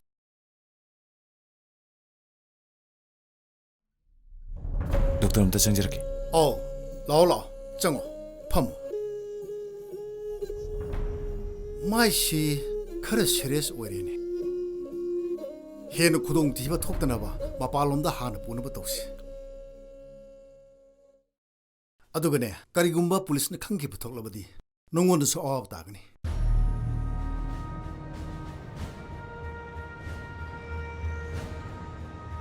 ꯑꯗꯣ ꯗꯣꯛꯇꯔ ꯑꯩꯅ ꯄꯨꯕ ꯇꯥꯔꯒꯗꯤ ꯀꯗꯥꯏꯗ ꯄꯨꯕꯅ ꯈ꯭ꯋꯥꯏꯗꯒꯤ ꯈꯨꯗꯣꯡ ꯆꯥꯒꯗꯒꯦ ꯄꯨꯕ ꯇꯥꯔꯒꯗꯤ ꯗꯦꯜꯂꯤꯒꯤ ꯑꯦꯝꯁꯇ ꯄꯨꯕꯅ ꯐꯒꯅꯤ ꯍꯥꯏꯅ ꯈꯜꯂꯤ ꯑꯗꯣ ꯑꯩ ꯔꯤꯐꯔ ꯇꯧꯕꯤꯔꯒꯦ ꯅꯪꯅ ꯉꯝꯗꯧ ꯂꯩꯔꯕꯗꯤ ꯑꯩꯉꯣꯟꯗ ꯌꯥꯝ ꯊꯨꯅ ꯄꯥꯎ ꯄꯤꯔꯛꯎ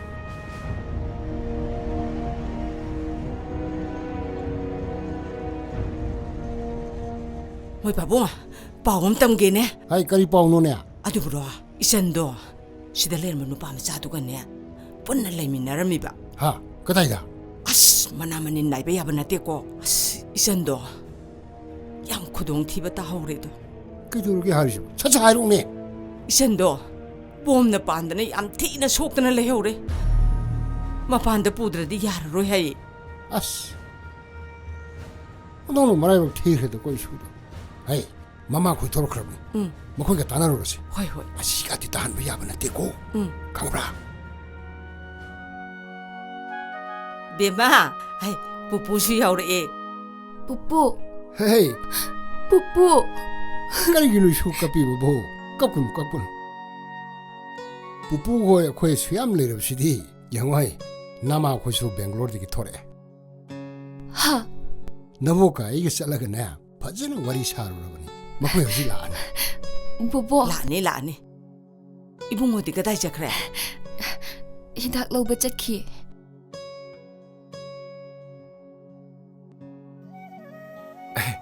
ꯄꯪꯉꯣ ꯅꯁꯛꯄꯨ ꯈꯪꯉꯨꯗ꯭ꯔꯦ ꯍꯩ ꯇꯨꯄꯤꯋꯣ ꯀꯔꯤꯋꯣ ꯆꯪꯉꯣ ꯆꯪꯉꯣ ꯆꯪꯉꯣ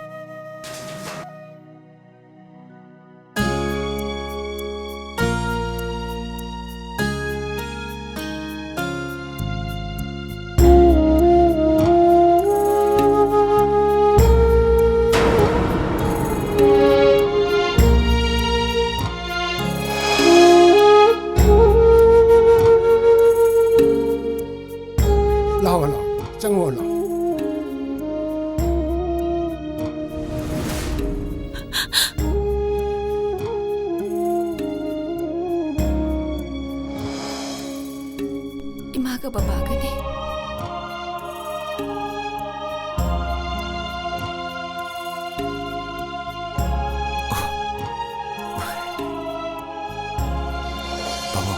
야래 야래 하고 엄마 야래 라오 짱어 라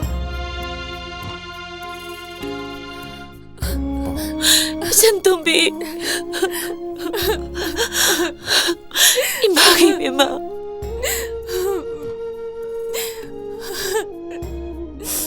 이붕어 ꯑꯩ ꯅꯈꯣꯏꯒꯤ ꯋꯥꯔꯤ ꯂꯣꯏꯅ ꯇꯥꯔꯦ ꯏꯆꯥꯁꯤꯡꯒꯤꯗꯃꯛꯇ ꯏꯄꯥ ꯂꯩꯔꯤꯁꯤꯗꯤ ꯀꯔꯤꯒꯤ ꯋꯥꯔꯨꯅꯤ ꯃꯄꯥꯟꯗ ꯂꯥꯌꯦꯡꯉꯨꯁꯤ ꯏꯆꯥ ꯂꯥꯌꯦꯡꯕ ꯂꯣꯏꯔꯒꯅꯦ ꯏꯄꯥꯒꯤ ꯅꯥꯛꯇ ꯕꯦꯡꯒ꯭ꯂꯣꯔꯗ ꯅꯨꯡꯉꯥꯏꯅ ꯂꯩꯔꯨꯒꯗꯕꯅꯤ ꯍꯣꯏ ꯄꯥꯕꯨꯡ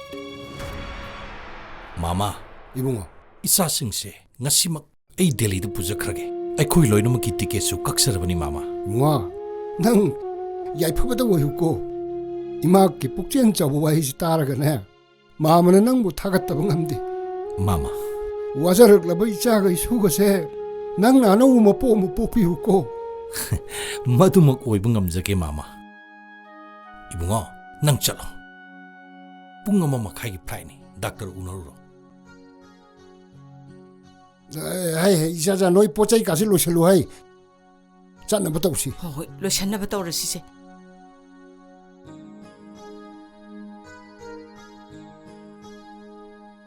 사톰비 바발라에